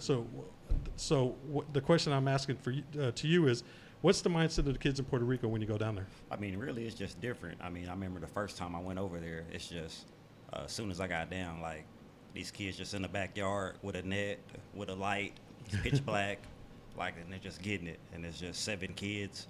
The mentality different. Like, I didn't see one metal bat. Yeah. I didn't see, just the kids. They're just really working, kind of similar, like you said, in the DR. Similar over there. They go to school, and then most of the time they're training all day. I got a kid. He's over at San Jack, and he's at my facility, 5-6 hours a day from Puerto Rico. Okay. And it's just different. And I'm glad the kids see that, because I tell the kids, like, hey, that's gonna be the kid maybe that kid might not ever play pro ball, whatever it may be, but that's going to be the kid on the next level that's going to beat you. Not as talented, but he's just always working. He got desire, always working. So I think the kids, like when you say even Puerto Rico, like I had the kids telling me saying like, hey, I'm trying to get off this damn island. You know what I mean? So it's like, it's that real versus our kids, not even Vendetta kids, but just in America, period, in general. Like I think they treat it like it's a hobby. More so, it's more for show. It's more for like, hey, I played on this team. I played on that team. You didn't even play on the best team on that organization, so they don't even know who you are. You know, and that kind of stuff. So, it's night and day, and that's what we trying to help our kids like realize. Like, hey, this kid over here you gonna go against this kid. He came over here when he was 16. They gave him $1 million. International draft, whatever it is, and it's like that's the kid you gonna go against. Yeah, like he's already been in the system. At least he gonna have at least 2 years on you coming out of high school. Yeah, you know what I mean? So it's like you got the Juan Sotos and the guys like that. They coming in 20, 21 years old. It's like they ready. And it's just so ready. It's just different, like so ready. You know what I mean? It's like, and it's hard to make these kids like, try to understand that. Try to understand like you can make it, but you're going to have to do this. You have to sacrifice. You're going to have to do this, and this. It's like. Yeah, so the dogs that we talked about earlier, those are the ones who will continue to do that. Absolutely. The marginal ones will just go by the wayside. Yep. Maybe be good college players. Maybe Finna get a harsh reality. Yeah, They're not going back to 40 rounds. They're doing 5 this year, and what I've been told 20? is 5 rounds. Just 5 rounds? 5 rounds well, this year. You know what? Okay. So that's over 1,100 kids not going to get drafted. So let's talk about that because not to venture a point, but this is my disagreement with that. The Major League Baseball Players Association never wanted to have anything to do with the draft. Now all of a sudden they want to. Now they're trying to do something with the owners about that. I think I just have a problem with that. I mean, if I understand why the owners want to do it, I get that, but man, the players are getting shafted in that. I think The players that's playing. No, the players who are eligible to get drafted. Yeah, but they're not. You're gonna lose a lot of them. Yeah, but they're not part of the Players Association yet. Exactly, but the Players Association is somehow creeped into the discussion about the draft. I don't think that's ever happened before. I could be wrong though, because the Players Association don't give a shit about you until. Exactly. You're in the majors. Exactly. If you're not in the majors, they don't care anything about you. Exactly. But once you get into the majors, man, they take care of you. And they're cutting a lot of the A-ball and rookie ball organizations. Yeah, too. They're not just cutting the draft. Yeah. They're cutting teams. Yeah, exactly. So you think they're ever gonna? So do you think they wanted to do this before, but then now that COVID-19 hit, They wanted to do it before. They just didn't have the reason, right? Now they have the reason. Yeah, it just helps them out. Me and him was talking about that, like trying to tell these kids. I told the kids that and the whole week when we started 2 weeks ago. Yeah, when we started practice 2 weeks ago, at end of every practice, I told them like, if y'all seriously want to do this, like, ain't no more Coach Garrett telling you to do this. Turn your back foot. Fill the ball out front, like the simple shit. Like, you just need to do what you told and buy into it, right? Because if you don't buy into it, somebody else in Puerto Rico, in Dominican Republic, or whatever, they doing the shit every day, right? Every day, right? Every single day at 12. I ain't gonna say who, because I ain't gonna get my D1 JUCO coach in trouble. But I mean, there are D1 schools in Texas that are reneging on offers to incoming freshmen. Mm-hmm. Yep. But that's been happening a long time. No, not in this mass numbers. Not. I mean, because now they're using that. We have like 10 kids in our program now that they changed their whole offer. That's terrible. Before they sent the papers. For real. Yeah. I got a D1 school in Texas that hit the D1 JUCO coach and told him, hey, I'm trying to hide 5 guys because I don't have scholarships for them. Seniors are staying. Can you take them for a year, and then I'll pick them back up after these seniors are now gone? I mean, that's 5 kids that thought they were going to that school, probably signed their thing, took the pictures, did all that, and now, not from any of their doing, now they will not be there as freshmen. Damn, that sucks. Yep. And I'm pretty sure that's going around across the country. Probably too. the whole country. Yeah. We got 10 in our program that changed. Wow.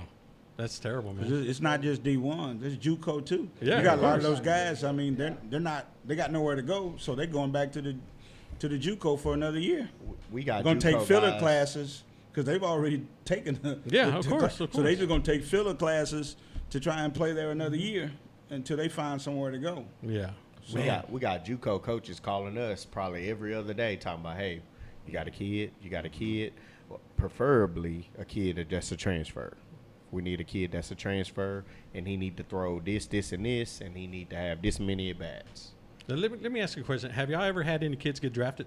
Yes. Yes. Okay, so don't mention the kid's name, but what round they get drafted in?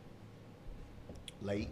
Late? I would say well, late. How late? In the 20s And or 30s? No, not that. We had a 26, 14th, a 14th, a 19th. 14th and the 19th. Did they sign? 26th. Yes. All of them signed. Okay. So if you're drafted in the 20th round, just say 20, and they were with Vendetta, and they asked you, should I sign or should I go to school? What would you tell them? Depending on the kid. Okay, Like, so- we know the kids, like, So the kid's a marginal kid, What you marginal in the classroom, okay, okay? Hates school, okay. very good player. What would your advice be to that person? I tell them to go. To sign? I told one of my kids that went to go Okay. because he was the same exact person that you're talking about, and he went. I mean, he took off. It just, I mean, shit just didn't work out. Okay. So how do you draw the line? Say the kid's a good student, signed to whatever school, D1 school. Let's just say D1 school, and they're offering that kid good money. Okay. And when I say good money, let's say I'm kind of gonna be off here. Well, let's just say 170,000. Okay. Okay. College paid afterwards and all that. Okay. What would your advice be to him? And he was a what year? Let's just say coming out of high school. Let's say coming out of high school. No, I tell him to go to school. Okay. I always say take the money. Okay. Yeah. How about you, If Coach? there- If there's a scholarship involved in where you can go to school Afterwards? I always say take the money. Okay. Yeah, I agree too. Kind of, take the money, but it's different from different Yeah, kids. of course, you of know? course, yeah. We have some kids like, hey, you need to go to JUCO for 1 year. Yeah. Or hey, you need to go to D1 and stay there 3 years, and come out then. So Right. it's just really, we tell kids what to do, but ultimately, we It's up to them. support the kids 1,000%. Hey, if you're gonna go with this is what it's gonna be. Then we're gonna work towards getting you better, Yeah. going toward that direction. Yeah. But Yeah, I just thought I'd ask the question Yeah. because just coming up, just being around this, I've seen a lot of kids that, if they call me, I tell them to sign, because you're never, unless something happens, you're never gonna get that amount of money up front at one particular time at 17 or 18 years old. I got a little cousin that's in college now. He got drafted by the Pirates, and he took the money and went. Didn't make it. Now he's in school. But knowing Eric the way I know him, if Eric would have went to college from high school, it would have been a disaster. He wasn't ready to go to school. He Right. wasn't mature enough because he wasn't going to go to class. So Yeah, you gotta also you gotta pay your pros and cons and the kids that you're dealing with. You Exactly. know, like I know it got some kids that done came to our program that we know that's the same situation. Like I know for sure that if he know that he gonna get drafted at the end of the year, his ass ain't going to school. Like he not Right. worried about that. Right. So it's sad, but it's true. But I mean, class at the back of their mind when they know that they that good and they getting talked to by these guys, and getting told these things or whatever, Right. I mean, I think the best thing that you get from us three is that, and throughout everybody, is you get honesty. Like we know each one of our kids, how they gonna react to different things, and we be blunt with them, and then that's how they make their reaction. Okay. No, You that's know. good. I just thought I'd ask the question because, the draft is coming up. Some organizations in Houston are going to have, I'm sure they're going to have that conversation at some point in time, albeit within the 5 rounds or a free agent, because this year's going to be different. It's gonna be a bunch There's of free going to be a lot of free agents signing for $20,000, $20,000. which is nothing after tax, and you pay the agent. I mean, what are you coming on with? $5,000 for Yeah, it. it ain't worth it. And, Yeah. at all. and, and no college on the back end. Yeah. Exactly. So you- No college on the free Yeah. agent. You're 100% And that correct. college stuff got a twist to it. For this year? Or Well, for just period. Oh, yeah, Just yeah, in just general, period, yeah. It got a twist to it. Correct. You got to make sure that you go to a public school. got to maintain a You GPA. got to maintain your GPA, and then Turn in all your after, paperwork. After you get done with your year, then you get your money back. Yeah, yeah. You know, so it got a twist to it. Like people, a lot of people don't know that. You Yeah. know. No, you're right, man. The thing about that whole situation is with this year with the free agents, man, that's going to be a tough conversation. You got to really hate going to school. If just say high school and JUCO, you got to really hate going to school if you're going to sign for 20, because there's going to be a lot of going away parties in, let's say July, Mm-hmm. but there's not going to be any coming home parties in, I don't think- February. I don't think they're gonna draft those They ain't kids gonna out of draft high out school. of high school. Yeah, it's going to be The tough high for school them. rate gonna be real low. Yeah, only in first round probably. Unless Maybe you a first or dude, second. Yeah, Unless you a dude, yeah, and they ain't got a doubt about it. yeah. It's going to be. They're gonna take those college guys. 'Cause they Yeah, a only lot of got- college they guys are only gonna got go. 5 rounds. Those college guys are the ones they're gonna go. They're gonna. So And you got a lot of guys like coming out of high school who don't want to go to school. You know, they expected to get drafted. 15th they to better start 25th. loving school. And now you got to go to a JUCO. Now you got to go to school. Yep. You know, It's so a lot of shuffling going It's a lot on. of We got shuffling. we got a lot of kids trying to transfer just within our program that we just sent off to school that's trying to go to D1s to Yeah. D2s from D1s to go to JUCOs. Like within our program, I can just imagine what's Yeah. going on. Like I think me and JB been on the phone for the last 2 weeks every day with a school that's saying, hey, you got a kid, you got this kid, do you have this kid? We're looking for a catcher, we're looking for a pitcher. But he got to come from a school, so because Yeah. they trying to vamp up their talent. Of course. Now, when you say, okay, so how frequent do all three of y'all get calls, or just y'all two get the calls, since y'all mainly dealing with the high school? me and JB so probably get calls probably every day. It's really every day, all Really? day. Yeah. Every day Nice. from the morning to at night. Yeah. Like we texting coaches at 2 in the morning. They Right. texting us, we texting them. Oh, we're Like up. I yeah. listen. Okay, I'm glad because I tell Junior this all the time. We get a lot of shit done from At- 11 o'clock at Exactly. night till 4 o'clock in the morning. Exactly. When y'all drinking, that's No, why. it's not drinking. It's not drinking. Nah. It's not drinking. It's amazing how. Nah, it be It's because I go to sleep early and he always Yeah, man. Because I mean, shit happens, man. I mean, that's when it happens. So My wife I'm glad ain't y'all brought playing it up. And my phone ring after 11 o'clock. She won't pick the phone up. Oh, man, bro, not me. Yeah, but no, it's amazing how that happens, because I mean it happens a lot. Yep. And so when I tell people that, they're like, nah, man, you're Nah, just. it's I true. said, nah, man. It's true. I My told buddy you from that. West Yeah. Virginia called me all the time Yeah. in the middle of the night. Yep.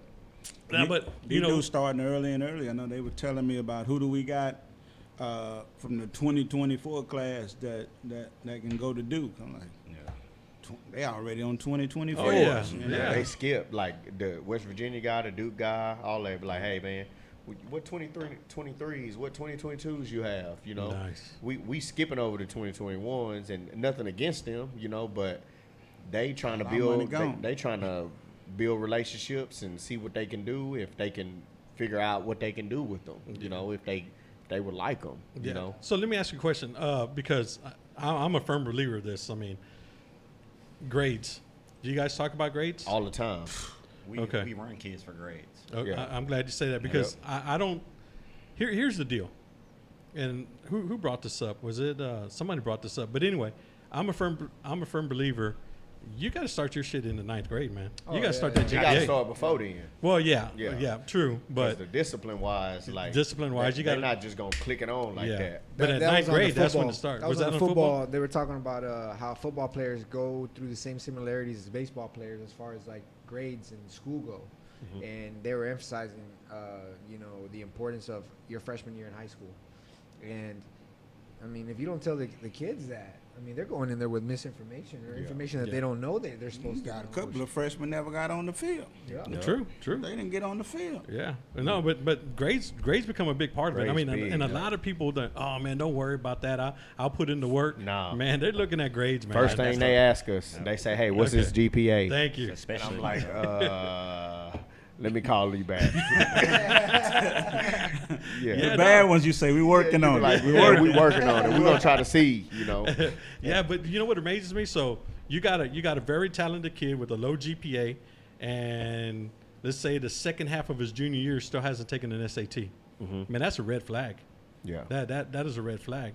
And I don't know who that flag. Excuse me. So I don't know who's responsible for that. Is that the kid? Is that the high school coach? Or is that a select baseball coach? I mean, man, it's really all of them. It's, Like, everybody these responsible these because we tell them like Include the parent too. You Yeah. you got to Parent include the getting part of that, parent. too. You got to include the parent too. But the kid also, at that time, when we all was freshmen or whatever, or juniors or sophomores, like we felt like we knew what the hell we was doing, Right. You know, so like I would blame it 100% on the kid, but the people surrounding him is responsible too, Right. You know, because. I mean, we talk about it. I talk about it with the 10-year-olds. Like, hey, man, if your grade's not up, like, your ass is running. You know, you running, you doing push-up holds, you doing air squat holds. Like, we doing something to mentally get you what you need to do, you know, because at the end of the day, I will be the first person to raise my hand that I didn't take it serious until sophomore, junior year. And then when my mom was on my ass about get your grades up or whatever. And then now we got kids that's falling short of scholarship money. Exactly. Academic scholarship money being 0.1 off from getting a scholarship for extra what, $3,000? Yeah. You know, like that's big for a family. No, you yeah. know?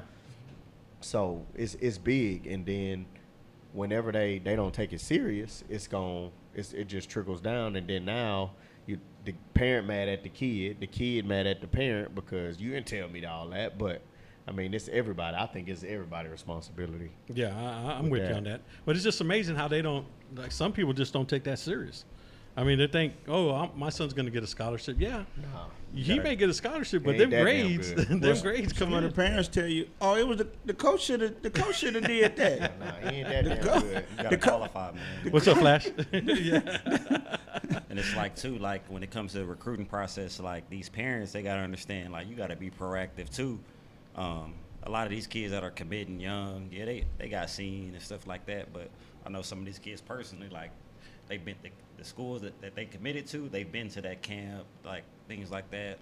Parents have reached out to the coaches and things like that. So like you gotta be proactive too, because it's a bunch of kids out here, and like especially being from Texas, a lot of kids want to stay in the South. Right. They don't want to leave the state at all. But Exactly. you're only talking about what 20-something Division I programs. They got X amount of scholarships. Like Damn, that kid might not play in Texas. Like you gotta be realistic, you know. And you got these kids that don't want to be like we got kids that be like, oh, well, that's too far, or well, that's 5 hours away. Mm-hmm. It's still in Texas, or it's like what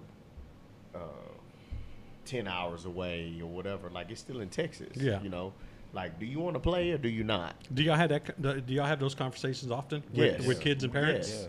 And, Yes. so we tell them. So And, how do y'all feel when you got to have that conversation? I mean, we don't feel bad because we kind of built, like I said from the beginning, we built it on morals. And when we build something, when we built this, we was telling them that we was gonna be honest with them, and Okay. whether they like it or not, Right. you know, we Pisses- gotta be honest. Pisses with me off. them. Yeah, I ain't gonna lie, it pisses me off because that parent you at home with every day, that's their part of the bargain. Right. You stay on top of the grades part. We gonna handle the baseball part, and together, you know, we can come together and do something good. But you're not holding up your end of the bargain. That kid come home to you every day. Right. My wife's an educator. My wife's principal and all this stuff. She's showing me how you can go online and see your kids' grades daily. Right. I mean, you really got no excuse other than you lazy. Well, and you know what? Okay, so now high school is a lot easier than what it was when I went to high school. Because when I had an assignment that if the teacher gave me an assignment on Monday and it was due on Wednesday, it was due 2 days. yeah, but two- you don't get to retake it and get a curve and shit like that. Now it could be due in 2 days. Yeah. But if you don't do it, well, you know, you can turn it in when On you're gonna turn it in. Friday, Yeah, I yeah. mean, like, and so it's gotten a lot easier. So, you know, so now it's a little bit man, if you failed, then you're just lazy. I, mean, Yeah. I don't even think you're dumb anymore. I just think you're lazy. Yeah. I mean, I tell my kids, I'm like, they give y'all the book with the answers in it, or the tablet with the answers in it, or whatever it is now. But it's like all you got to do is show a little interest, and like you gonna pass the class. Yeah. That's You like know, your parent trying to tell you to find something, and you just study overlooking it, and you really ain't interested in trying to find it. That's how the kids be. Yeah. And yeah. Steve and I always have this conversation. Like, there's baseball for everybody. It's okay if you don't go D1. Yeah. So, how do you guys feel about that? Because a lot of people don't realize that the D1 commitment is much bigger than just the actual talent. The grades come into to play. You got to stay at 3.5. You know what I'm And you saying? got to be good. Exactly. Yeah. You gotta be a So dude. Good. Let's Like, touch that topic. We got. I mean, we have parents in our organization. I'll say that their kid might got the grades, but he ain't got the talent, so he not going D1, and that's just the God honest truth. And they got some of them that just feel like, oh, if my son is not going D1, like he not going to play baseball. Well, he better get his book. I had a coach a long time ago, right after Coach Kevin, Coach John Fertiza. I shout out to him.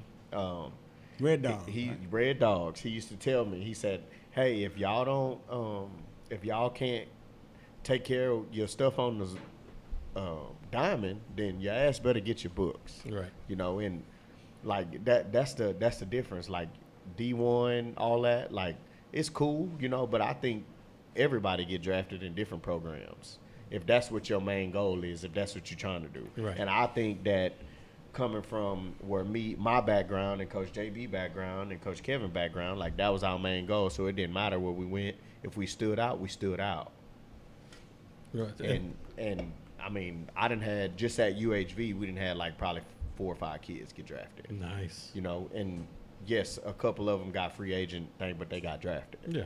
You got that opportunity that more than half the country didn't get drafted. And everybody would want that. And if everybody they would had the still chance. want that. Yeah. If you was at a D1 and you got that same offer, you asked to take it. Oh, yeah. You got to get in where you fit in, man. Oh yeah, You know, yeah. Okay, so let's talk about. Okay, so you have different colleges courting different players from your organization. Get in where you fit in. Yeah. Do you guys have that conversation with the parents and the kid? Hey, Yeah. because like you said, everybody wants to be D1. Yeah. So is that conversation tough with the parent and the kid, or do they kind of already know They kinda just based know. of just interacting with you guys? I mean, it's not really tough, but even now we got kids, 2020s, they're not being realistic and Okay. open to what's going on. You had a coronavirus, your season was taken away from you. Yeah. And it's like, you got to get in where you fit in. Yep. It's May 22nd, and it's like, if you ain't got nowhere to go now, it's like, you need to call that coach back and be like, hey, you still got that scholarship, but it's, Fall semester, senior year, slaps them in the face. Mhm. Oh, of course. You don't have nothing. You going into your senior year. Texas ain't finna call you. If Texas is gonna call you, they'd call you 2 years ago, maybe 3 years ago, brother. Texas They are called not. 8th grader They're not. already. They are not finna call you. Yeah, no, Texas calling Get your 7th head and out 8th the graders. clouds. Yeah. You know, Come pitch for me. But you know what? I did know of a high school senior last year that got called by Texas after I think 3 of their players got drafted, couldn't make it, didn't have the grades, Yep. didn't have the grades. That's where there you go. We deal with it all the time. A couple years ago, we had a kid that me and Coach ran into. LSU, South Carolina, Georgia, all these schools want him. You get a 1.9 GPA. Damn. Where can you go with that? And it's like, you transfer Dude, out. he's a dude. He's a And dude? and He's a it's dude. And it's a dude. And it's like, you end up having to settle for, an NAIA or whatever it may be. You don't like it. You go Yeah. there, you don't like it. You Yeah. come home, and it's like, Yeah, then you're you done. know, Yep. it's just all, you just should have went to class. And like, Exactly. you're talking about, community college is real easy. Like, they hold it. I was a JUCO guy. Coach was a JUCO guy. So you show up, you act like you care, talk to the teacher, like you're gonna pass the class. Yeah. Like, but it's like y'all ain't going to class at all. Yeah. Like, it's crazy. 1.9? 1.9, but you hitting a lot of home runs. You Oh, hitting yeah. a lot of Yeah. doubles. And he Like, playing all the time. He ain't missed a damn game. Yeah. Yeah, but Coach you, Kevin ain't like that, huh? Hell nah, look at him. I was the smallest dude, and wasn't nobody gonna talk to me. Hey man, I'm a national merit scholar. I got a perfect score in math on the SAT. Oh, for real, son? So you can go here for free. You ain't gonna cost me a dime. Yeah. Bonus baby. Yeah, Exactly. we interested. Yeah, we interested. I tell them all the time, boy, you look a lot better if the baseball coach know he ain't got to spend a dime on you. Yep. Yeah. You make our job real easy. You Yeah. go in there, you can get academics. You can. That been the easiest kids that out of all the kids that we done got schools. That been the easiest kids that we can get. Like they say, hey, what's his GPA? He got a 3.5. Yeah. We'll take it. You Yeah. know, that's Makes it exactly so how the much easier. conversation go. Yeah. You know, they get the grants and the presidential They get scholarships everything. and everything. Well, case in point, my niece was playing softball at Cy-Fair, so she wanted to go to school. So I got to give her credit. After her sophomore year, she kind of figured she probably wasn't going to get a scholarship, so she ended up playing. She transitioned to band, and with her grades and her playing band, a full ride to Arizona State. Exactly.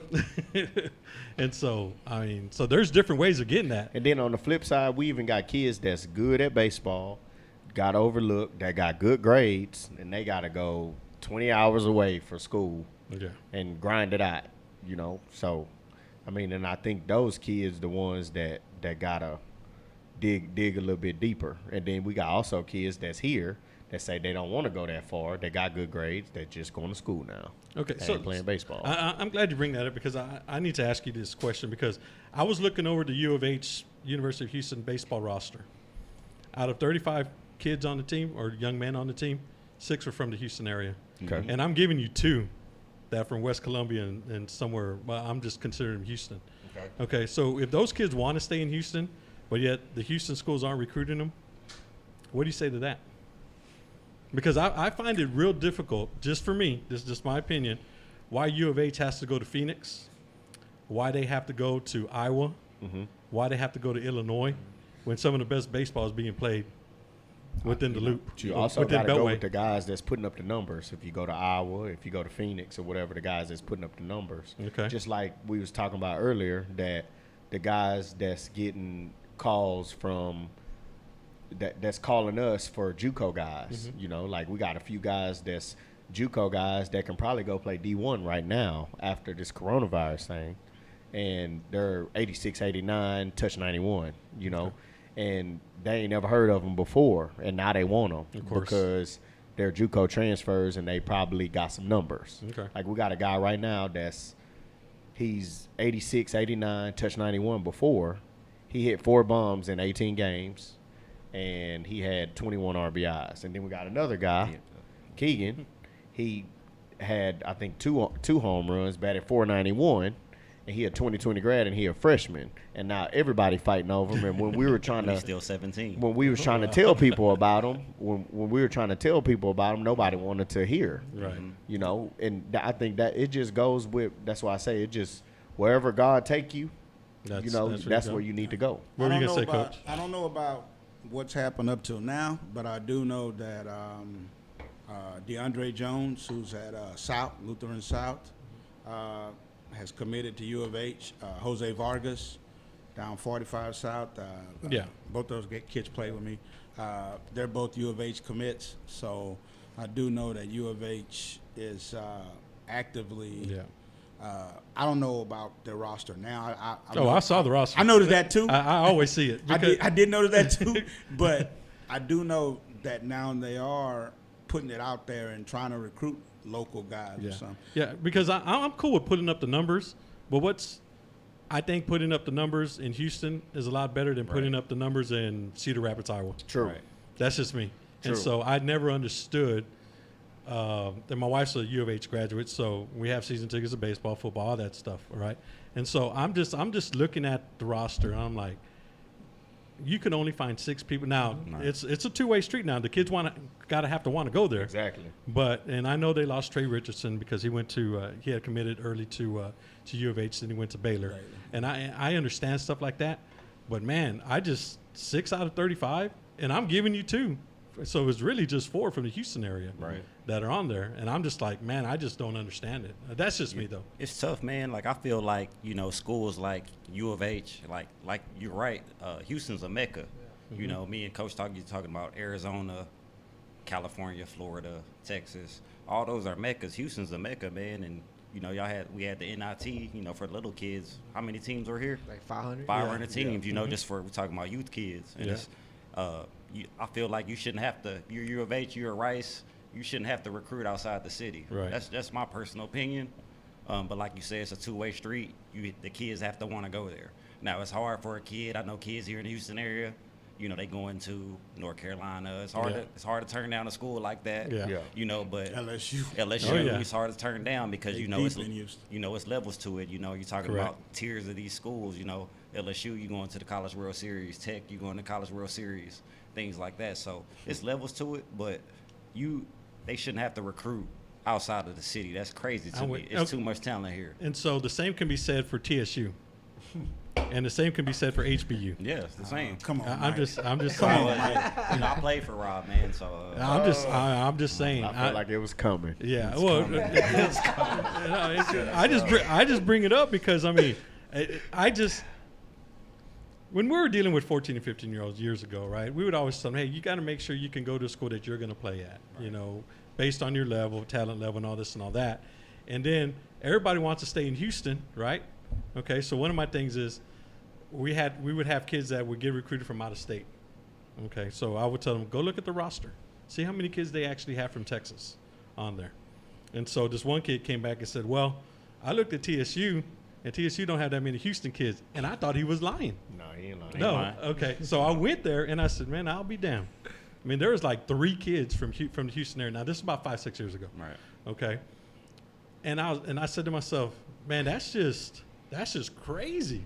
And then I knew a couple of kids that they passed on that wanted to go to TSU, and just an offer just wasn't even made. Yeah, it's weird, man. Like, And I'm like, dude, I mean, seriously? no. These And nothing colleges- against TSU. yeah. I'm sorry, Yeah, but no, I'm just, it I mean, ain't it's, nothing it's, against it's TSU. like that. Like with a lot of the colleges, man, it's like, you know, you try to tell a college coach about a kid, Mm-hmm. and you know he might not know about the kid because the kid's from out of state, whatever Right. it may be, and it's like that kid commits to, you know, LSU, and it's like, I wanted you to at least check the kid out, Yeah. you know, at least hear what I gotta say. But it's like you don't want that kid. He's a top kid, and it's Right. like, you know, we just try to send, you know, obviously these programs, they want talent, man, and you know that's what we're trying to send you. And, Okay. you know, but every kid, like one of the kids we had drafted, he was committed to U of H, and they pulled his scholarship actually.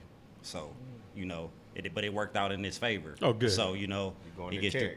he drafted. Okay. Well, this kid got drafted in the 14th round. Oh, nice. 2 years ago. Okay. You know, so you know, it's just funny, man. The game is funny. Yeah. Baseball guys are weird, but you know, you go from a kid. A scout says he's a walk-on at a JUCO, and then he gets a draft pick 6 months later. So it's like, Yep. you know, yeah. And I understand people miss on people. I mean, Mhm. I get that, but man, it's it just baffles me.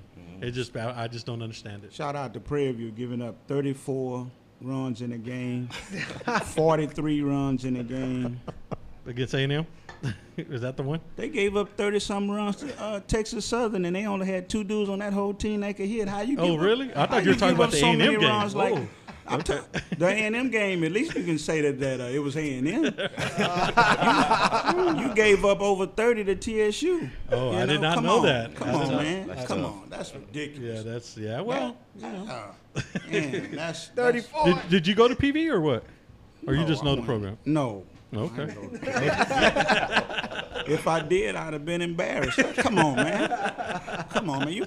There's got to be some kind of standard. You know, I'm my people first. I'm not gonna lie. You know, it upsets me. You know, I came from Smokey Jasper, same place that Bourne and Crawford. You guys need to get Sam Jefferson on this. Sam has a little group called the Sabres now. Yeah. I brought Sam into coaching in select ball. But, you know, an entire organization, we have 2 inner city black kids. And an organization run by 3 black men. I only got 2. Now, I got a lot of black kids. I got 8 black kids on my 9-year-old majors team. But only one of them's an inner city kid. Only one of them from the back park. That's what we call smoking. We call it the back park.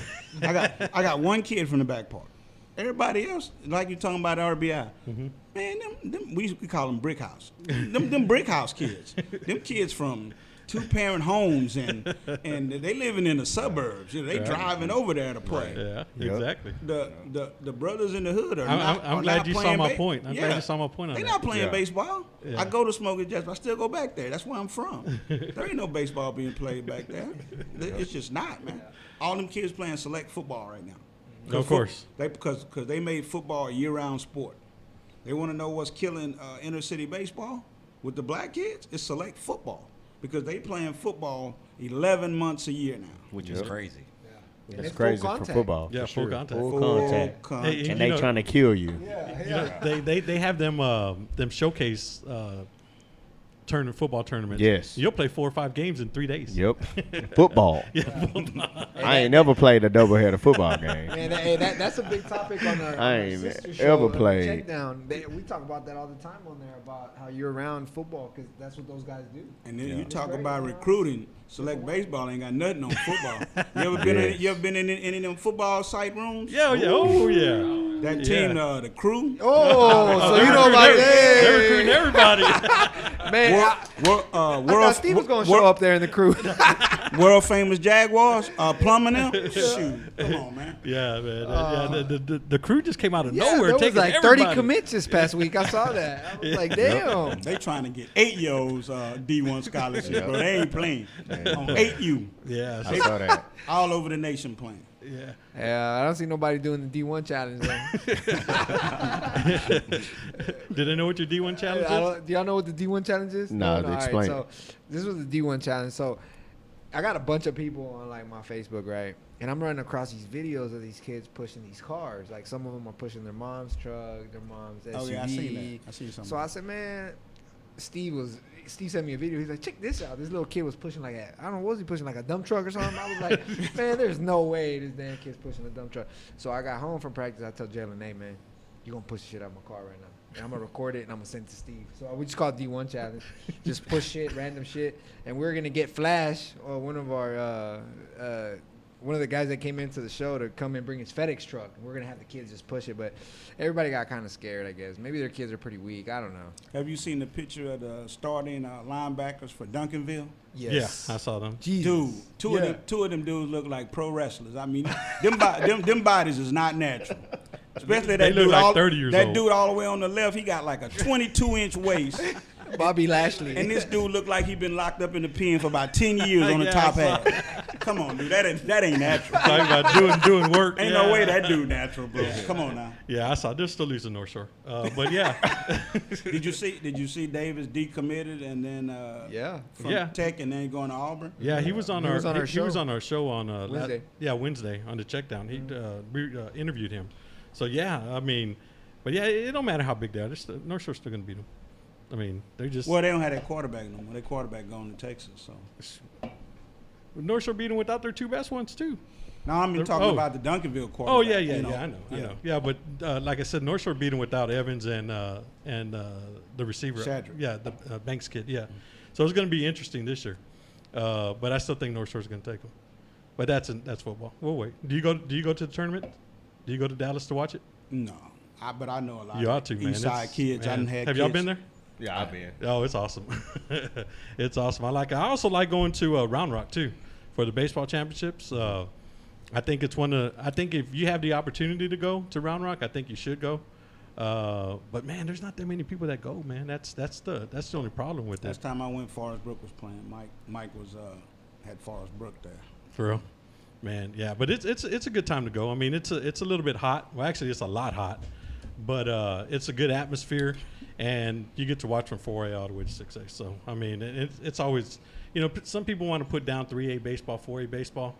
Man, it's baseball though. Nah, I mean, it's baseball. yeah, if you take that out of it, you can watch a good game. Yeah. And so I always like going. I haven't gone the past 2 years. This year's going to be third year, but I had planned on going this year because I wanted to go back to it. And I like taking my son there so he can watch it. But we're not going to be able to. So hopefully next year we'll be able to. But Corti gets a lot of smaller school guys. oh, do you really? Yeah, oh, in nice. Victoria area. Yeah. Oh, okay. Hallettsville, Cuero, No kidding. Goliad,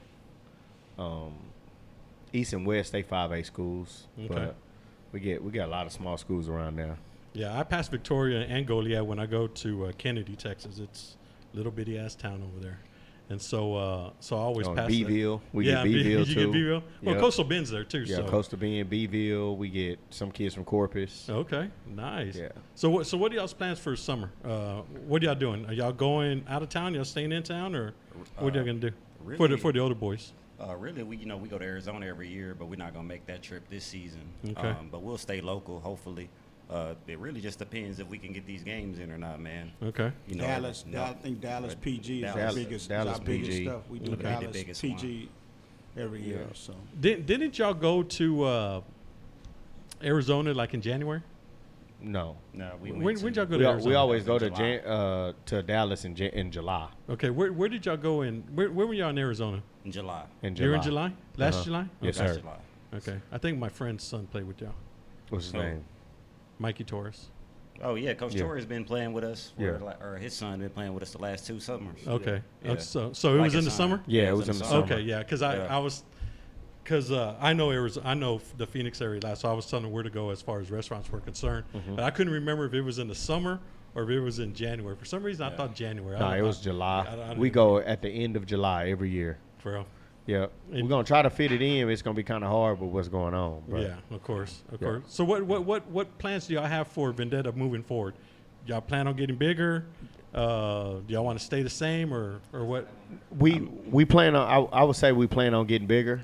We trying to get on more of a, I would say a bigger scale. Okay. You know, like now that we got tryouts in Puerto Rico, we got tryouts here. We got different kids that we trying to bring in to help out to get different schools, trying to build up from the bottom and up, you know.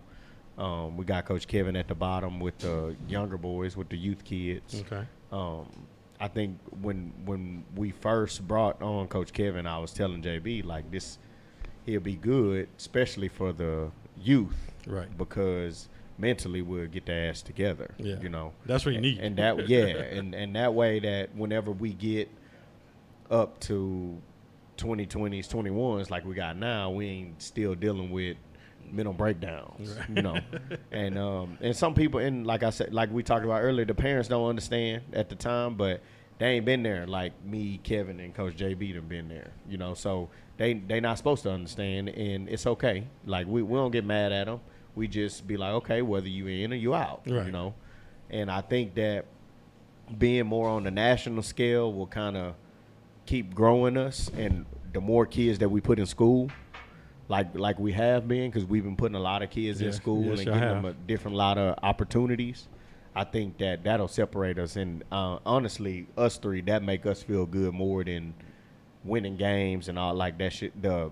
I would say the winning games, that shit don't matter to us. We trying to make men to be productive men. That's what we talk about all the time.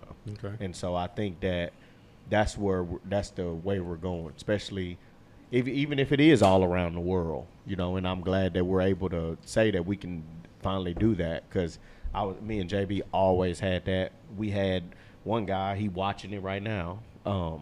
Actually, 2 guys from Venezuela that played with us, Thomas Solano. Nice. And Jorge Herrad, they played with us at Baytown Christian, and they are from Venezuela. And when they first came, we met them day one. When they first came, we met them the first day that they came here, and they didn't speak English. And actually, they one of our best friends still. Really? Yeah. Do we still talk to him every day? Shout out to Tomas. Just He's about. over in he he's out in commented Baytown. earlier. He's that's a good dude. Good dude. If you need a catching guy in the Baytown area, that's the guy. Is he? Yes. Okay. Nice. Yes. Nice. on the So- youth level, I want to pick up where Ray left off. we want to be known as the team to play. You know, highest level possible at every age group, pushing the kids to be better. And you know, Ray's a good friend of mine, but I tell him when I see him, since you fell in love with the high school, you know, your youth age is kind of falling off. You know, some of those teams just shouldn't be Banditos black. You know, I think when you set a standard of something, Need to keep it. you need to keep the standard. And just because it's your best team, if they're not at a level of what a black team is, then they shouldn't have that name, you know. But you know, I give him a hard time every time I see him. He do the same with me, you know. So, yeah. But that's where I'm at. That's what I'm building toward. Had a majors team in 14. That's scrappy. But honestly, probably only seven or eight of those guys are top level majors guys. But in 8s and 9s, I do think I'm Vendetta, and what I put together is the best around. We don't mind proving it. Nice. We'll get after it with anybody out there want to do it. You know, I got an open invitation to the boys over at Dynasty. You know, you know, we in each other's backyard. So I'm gonna be there to change the rankings up too. oh man, you ain't got to worry about them no more in 9U, dog. They not only running, they hiding. They behind a couple of rocks and dug in the ground. You ain't got to worry about that. Coming hot. You know, but you know, that's part of what we teaching the kids. Yeah. You know, we're not running. Matter of fact, you know, we want to be the hunted. We want you coming looking for us. You know, you we got that mean dude coaching them, and he loud and you would never imagine how many people I've heard. Oh, my child will never play for him. And the first thing in my head is, yeah, your kid probably never gonna play this at anything above league ball anyway. You know, because you know you want to control everything in every aspect, but you can't do that. You know, it's that coach's program. Yeah. You know, he gonna run his program what works best for him. I ain't never been successful being the nice guy, so I'm not gonna be the nice guy. You know, just plain and simple. Had a run-in with a Banditos coach, you know, in 9U. Dude out there throwing his money around. He want to be the coach. You don't know nothing about ball. Got me and the umpire standing up there for 20 minutes waiting on him to come do the plate reading. It's on video, by the way. Yeah. I mean, it's probably some of y'all seen it, you know. But you know, so when he finally make his way there, I tell him, hey, you can disrespect the umpires all you want to, but you know, if you want to put coach on your name, there's certain levels you need to respect and answer to for doing that. Yeah. And you know, I did it with a handshake. I was being nice, you know, and he yanked his hand away. So it's on that high cast, you know, it's everything at Baseball USA gonna be recorded. So hey, you know, and so I told him, you know, hey, enjoy spring break because your boy's finna go home, you know, and we put him on spring break and nothing personal. But when I see Ray, I'm gonna tell him, hey, you know, some of these teams that you letting go around with this black label, you need to put some coaches out there because yeah, you got a bunch of talent, but when you got a dad out there that's playing coach, when you face another team with just as much talent, they going home. Mm-hmm. I don't care, you know your kid play at a real high level. Sometimes when you meet that team with the same amount of talent, it do come down to one or two decisions, and you know you supposed to be a majors team, but you can't stop me from stealing home. I stole home 6 times in 2 innings. You know, you got parents cursing, talking about umpire, he cheating. That's not cheating, that's baseball. Yeah, baseball. You know, you don't even know what a balk is. You got a kid just never come and sit, just throwing the ball home or running off the mound forward. Come on, bro. Teach your parents. Yeah. You know, I know Lil Junior been the best kid on the best team his whole life. Well, now he getting his butt whooped by somebody that know ball. Yeah. You know, tell your parents, no, they not cheating. He just beating you on your kids don't know what they doing. You know, exposed. It's always exactly. good. It's always good to bring the kids down. You know, when they play kids better than them. We had a kid a couple years ago. He never gave up a bomb. You know, best kid in the area. We played, I think it was the Piranhas, 12U. And this kid was 11U at the time, 11U Premier.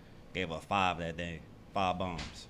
And it's like, you know, I'm over there laughing like, yeah, get you some. Because it's like, you need this, you know, because it's like your whole life you've been the baddest player, the biggest player. Yeah. Well, you just gave up 5 bombs. That kid looking at you like you're a scrub, you know. And it's like, you know, it brings them down. It's like, okay, yeah, I got to get to work. Like, that kid the same age as me.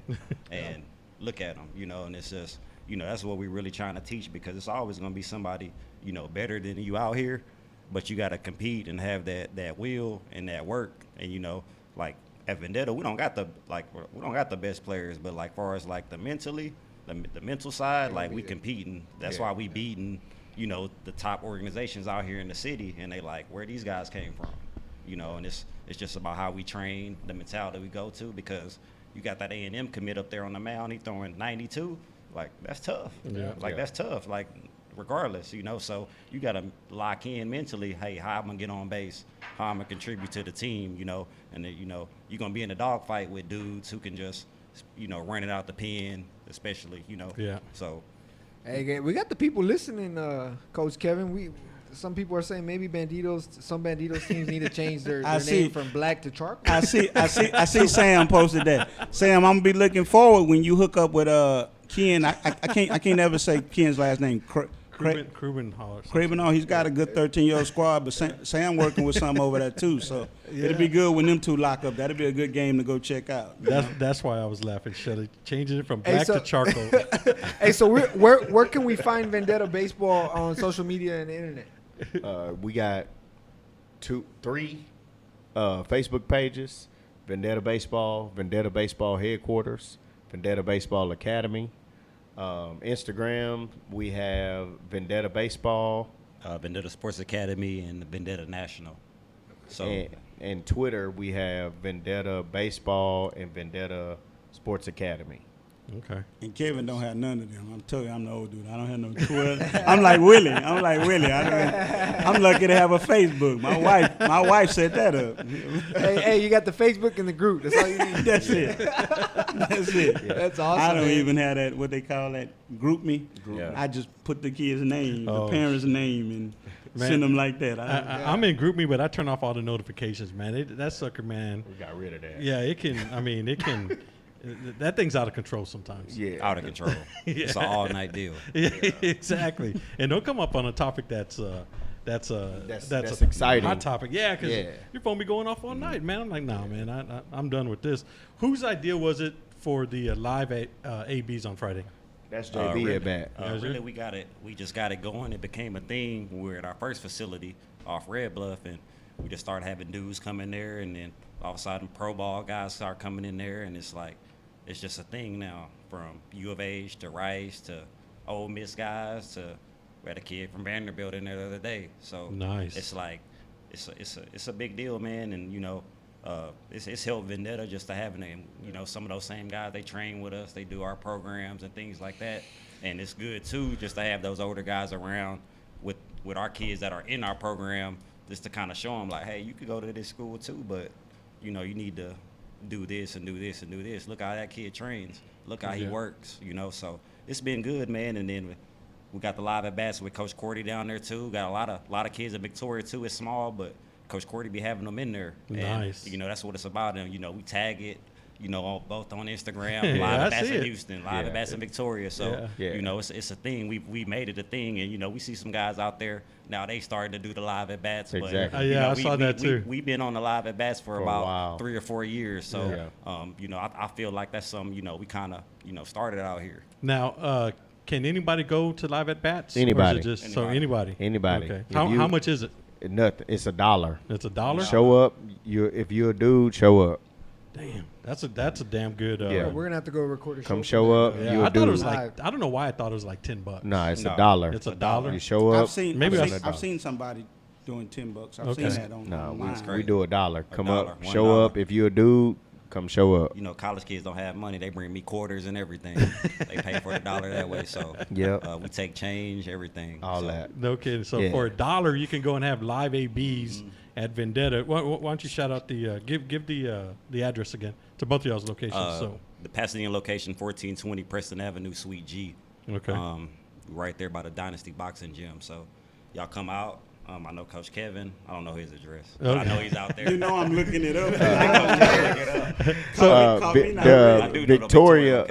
Victoria location, 807 South Bridge, Victoria, Texas, 77901, Unit A. Unit A? Yes, Okay. sir. And what time does it start on Fridays? We will start at 7. Okay. 7 in Pasadena as well? 7 o'clock. Really, we just have guys. Like, we had a kid throw today. So, kids will hit me up, and they'll be like, hey, can I come throw? And then if you at the facility, hey, you get to face a college kid. It's kind of just, but we've been doing them, you know, Fridays and Mondays, 7 o'clock. Okay. So we have them in there, man. It's good. Yeah, that's nice. That's Nice. good. You know, before we go, I do want to commend you guys. And I'm going to go back to Brody Wilson, too, because I've known the kid for a long time. Now, he played with another organization that didn't do shit for him. Right. Not going to say the organization's name, but, you know, it is what it is. Right. And so then I remember vividly talking to his dad. He said, well, I'm going to go play at Vendetta. And I can't remember the reason why. I really can't. And then he called me back and said, hey, man, these guys at Vendetta are legit. And I told him, I said, man, I've always heard that, but I don't know the guys. And he's like, yeah. He goes, man, they're really helping out Brody a lot. He goes, man, I should have never spent the amount of money that I spent where I was playing at before. Right. And I said, yeah, well, things happen. So I want to commend you guys and thank you guys because that whole family I've known them for a long time. They're a great family, and Brody's a great kid. Yes, sir. And it was He is. unfortunate that the organization that he played for before didn't do a damn thing for him. Right. Yeah. And he's a good player. I mean, Yeah, no, that's- he a good I player. He mean, got some crazy tools. Yeah. He's a real good player. There's a lot of them in the high school ranks not doing nothing. Exactly. for the Yeah. kids, bro, And to be okay, honest with so I brought this up, and I took a lot of heat the other time. What were we talking about? Oh, when kids not being able to sign their colleges, Right. everybody wants to blame the high school coach. And I'm neither here nor there. I'm a friend of the high school coach. I'm a friend of the college coach, and I'm a friend of the select ball coach. But why aren't they getting on the phone and talking to these organizations that charge them thousands of dollars in the summertime? How come they're not calling them, asking them? Here's the $1,500 and $2,000 up Yeah, front. Exactly. Man, here's the deal, man. Like, you have a lot of these organizations. It's cool you putting them in the 5 tools, the PGs. That's what every parent wants to play. But you still gotta work for these kids and try to put them in a position to be successful. And we've even had kids like we had so many kids outside of our organization who we signed. Like, it's crazy. Like, all these top teams who these people play for in Houston. And that's what I've heard. They All call, of 'em. They call all. Every name single 'em, all of 'em. organization in Houston, Every single the one. top organizations, one of your kids has probably called us. That's probably called, and that's fine. We help all the kids. That helps us out too. But they're promising these kids like Coach Corti was saying, D1 or bust. Right. Like, I got parents that was thinking D1 or else until they talked to me. I'm like, hey, you should really consider a JUCO. Like, these schools are really, really good. Don't give up just because you're not going to Texas. Everyone Right. don't go to Texas. That's crazy. Like, I know a couple kids who I played with that went to Texas, or a magnitude, that school that magnitude. Yeah. So, it just comes down to, who's going to be willing to help each other. I think, like I said, the organization just go off, hey, we in this tournament, we got this school, this school coming to watch, this school coming to watch. It's cool, but how many kids are going to go to Oklahoma? Right. How many are going to go to UT? Yeah, it's a good look, but it just makes no sense to me. So, I feel like these organizations, they put these parents in circles. Like, I know kids that play for they do. Adidas, Dynasty, Banditos. We're talking about all in a matter of a 5-year span. Right. It's like you can't even get established because you jumping from team to team to team to team to team. So It also don't take no work to get a kid signed at Texas. That kid stands out. Yeah, That's he's a dude. Exactly. If you got 3 dudes, them dudes gonna get theirs. Yeah. right. But what about those other Yeah, the other 13, ones. 14 what you kids gonna on do the about team? those other kids that And that's where you guys that excel. haven't- Yeah, that haven't developed yet. That's late bloomers. That wasn't on the radar in like our 2020s. Like, we got 2 2020s that's getting looked at by a D1 program. So like, we don't got a lot of those kids.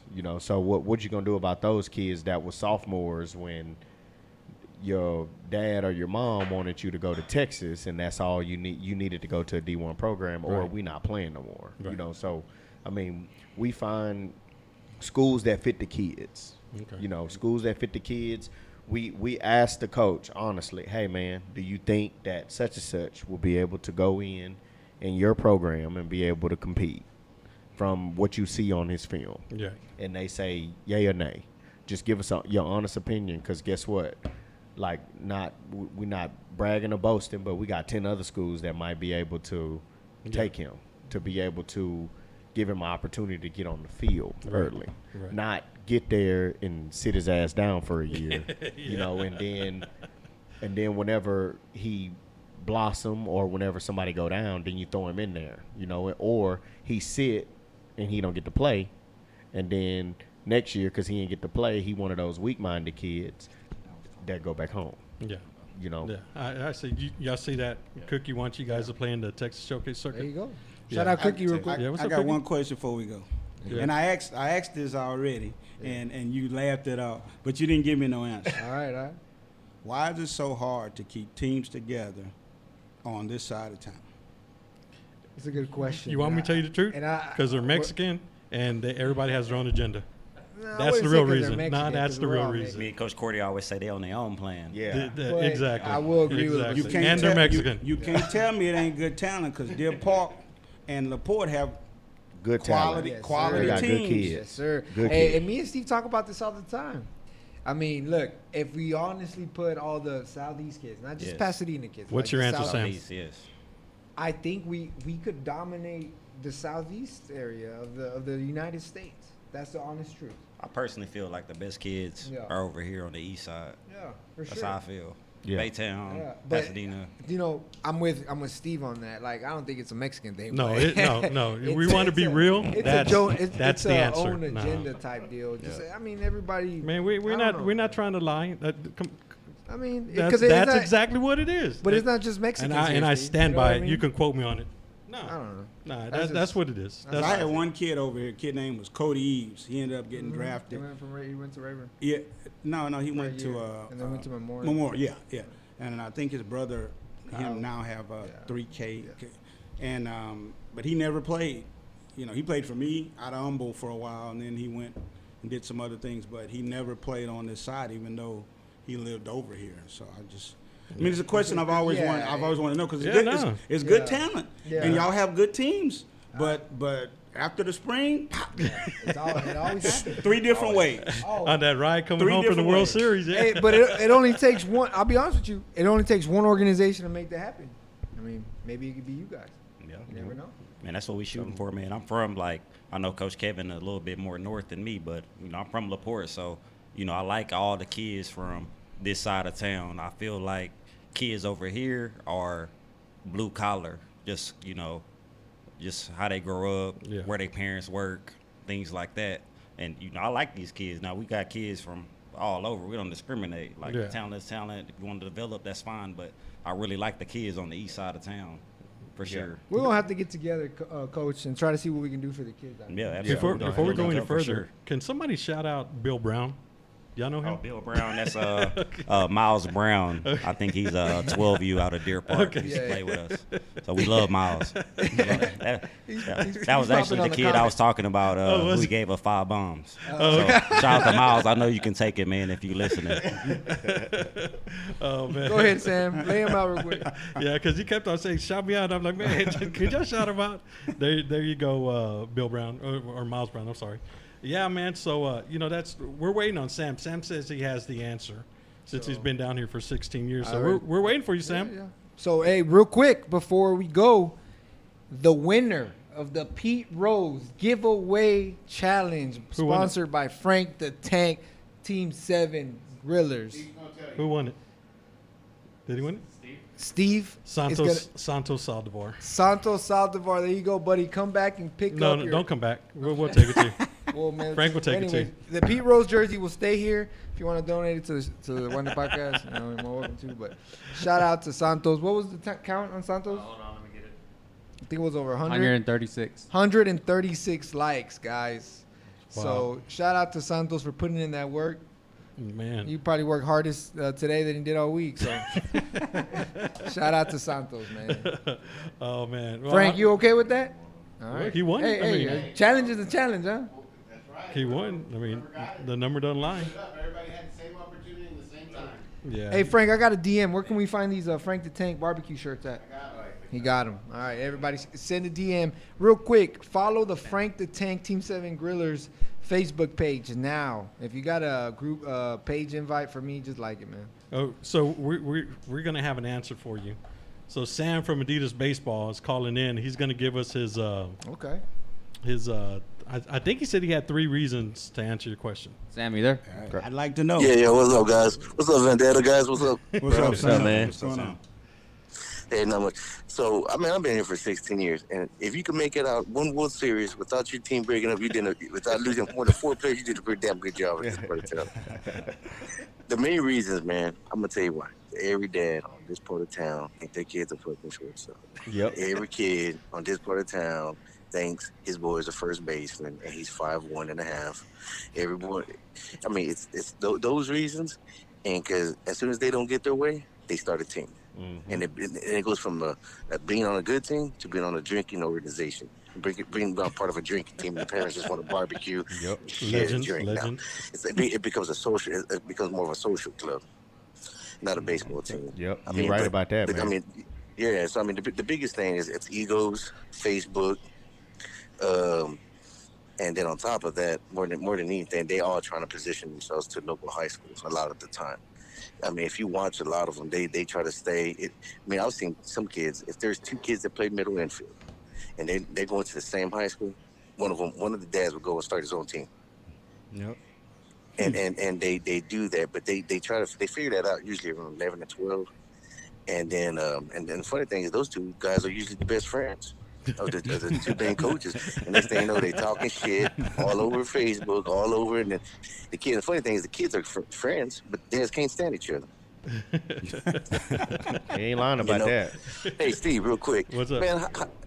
man, look, y'all need to put a band on Santos Salazar, bro. How is he winning this? What did he do? What did he bribe Junior with? Nah, he didn't. Nah, he. We got the numbers right here. How many? I think he made all his 136? lessons call in. Over 130. Yeah, over 130. Nah, he All his lessons gives likes. It was Santos and Santos, Maria Estrada, and then Country at third. yeah, that's what Oh, it was. okay. Yeah, he won it All fair and right. square. Hey, trust me, it hurts my heart to say his name, but he won it fair and square though. Oh yeah, believe me, it hurts my ears to hear it. I mean, That's funny. nah, bro. man, but yeah, that's a lot of it, bro. I mean, a lot of it is just positioning themselves for high school, I think.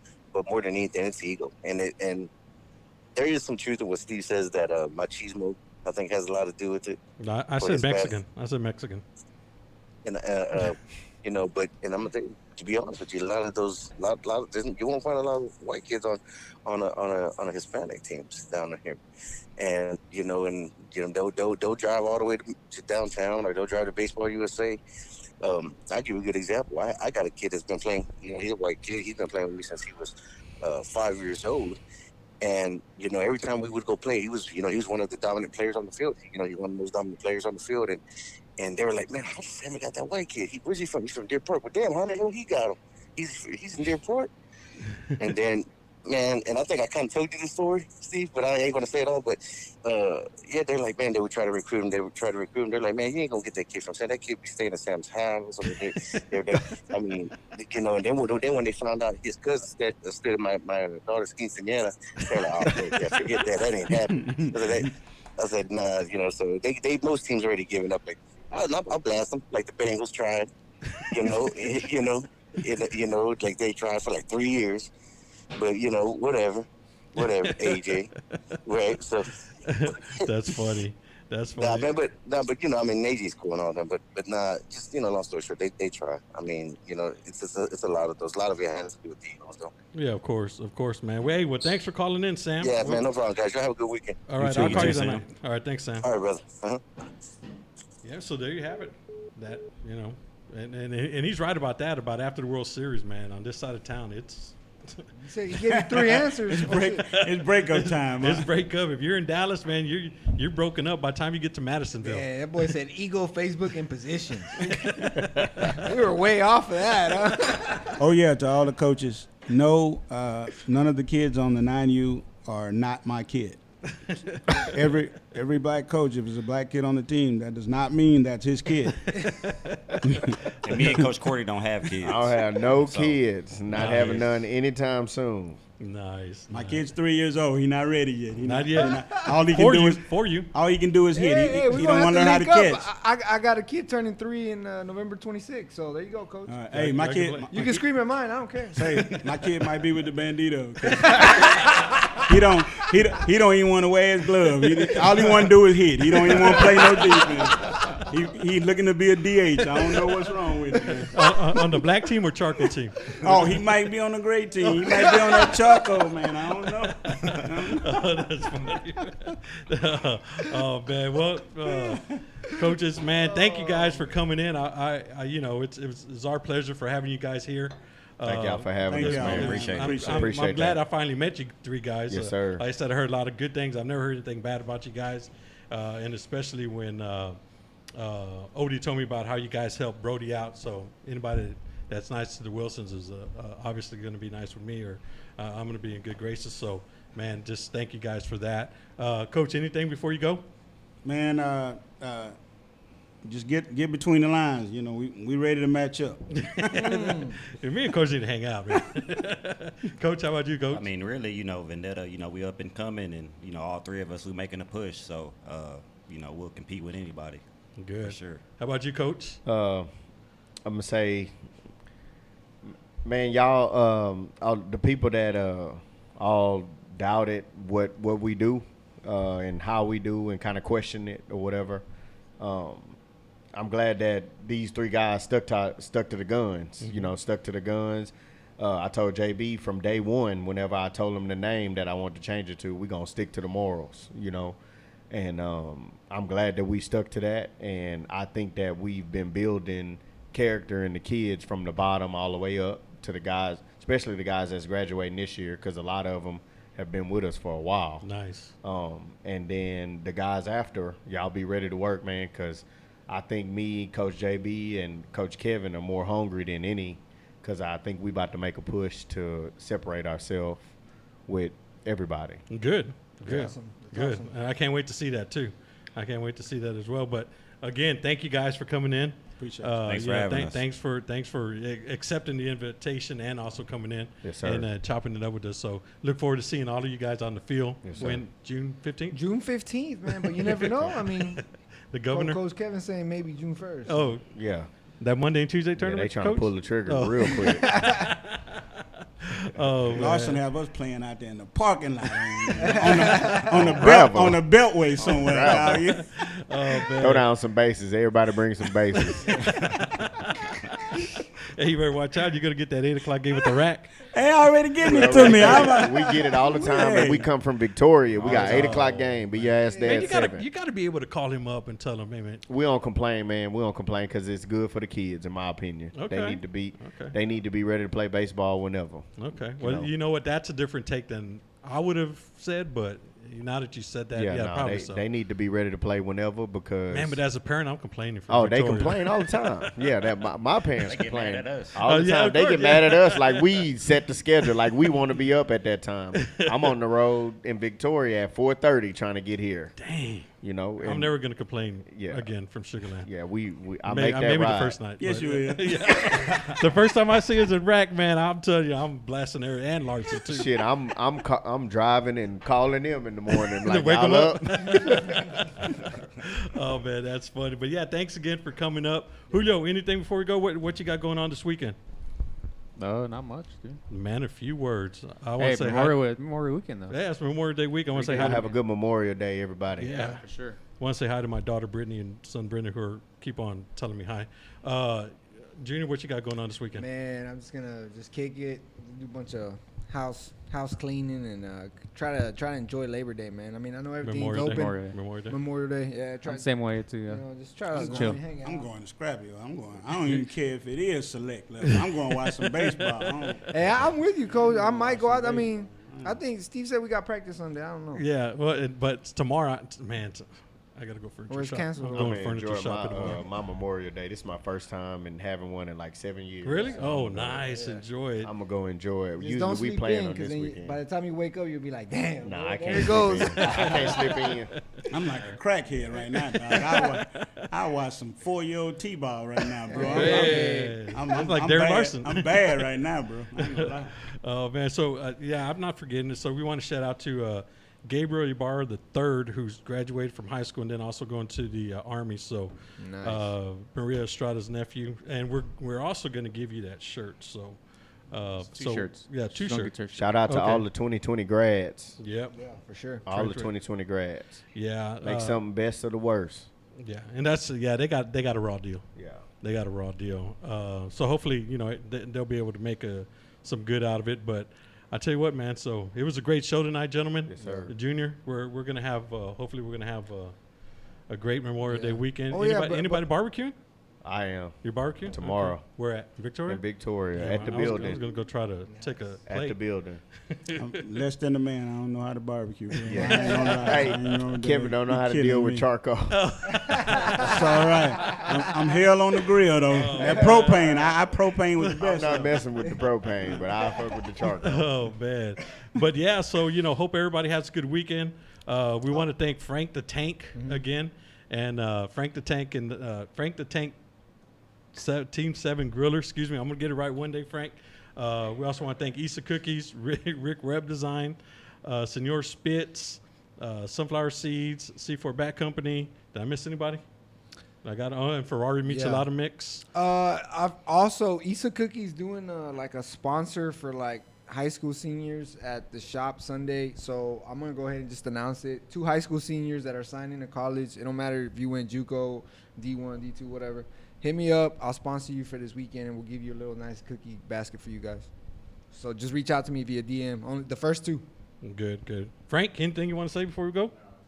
Man, good steak and everything. So for all our sponsors, for the Vendetta Baseball organization, for Junior Aguilar, Julio Ramirez, I'm Steve Medina. Thank you for watching the Wind Up Podcast, brought to you by the Wind Up Media Group. Everybody have a safe Memorial Day weekend. Do not drink and drive. Enjoy yourself. Practice social distancing, and we'll see you next Friday. Thank you, everyone. Thank you.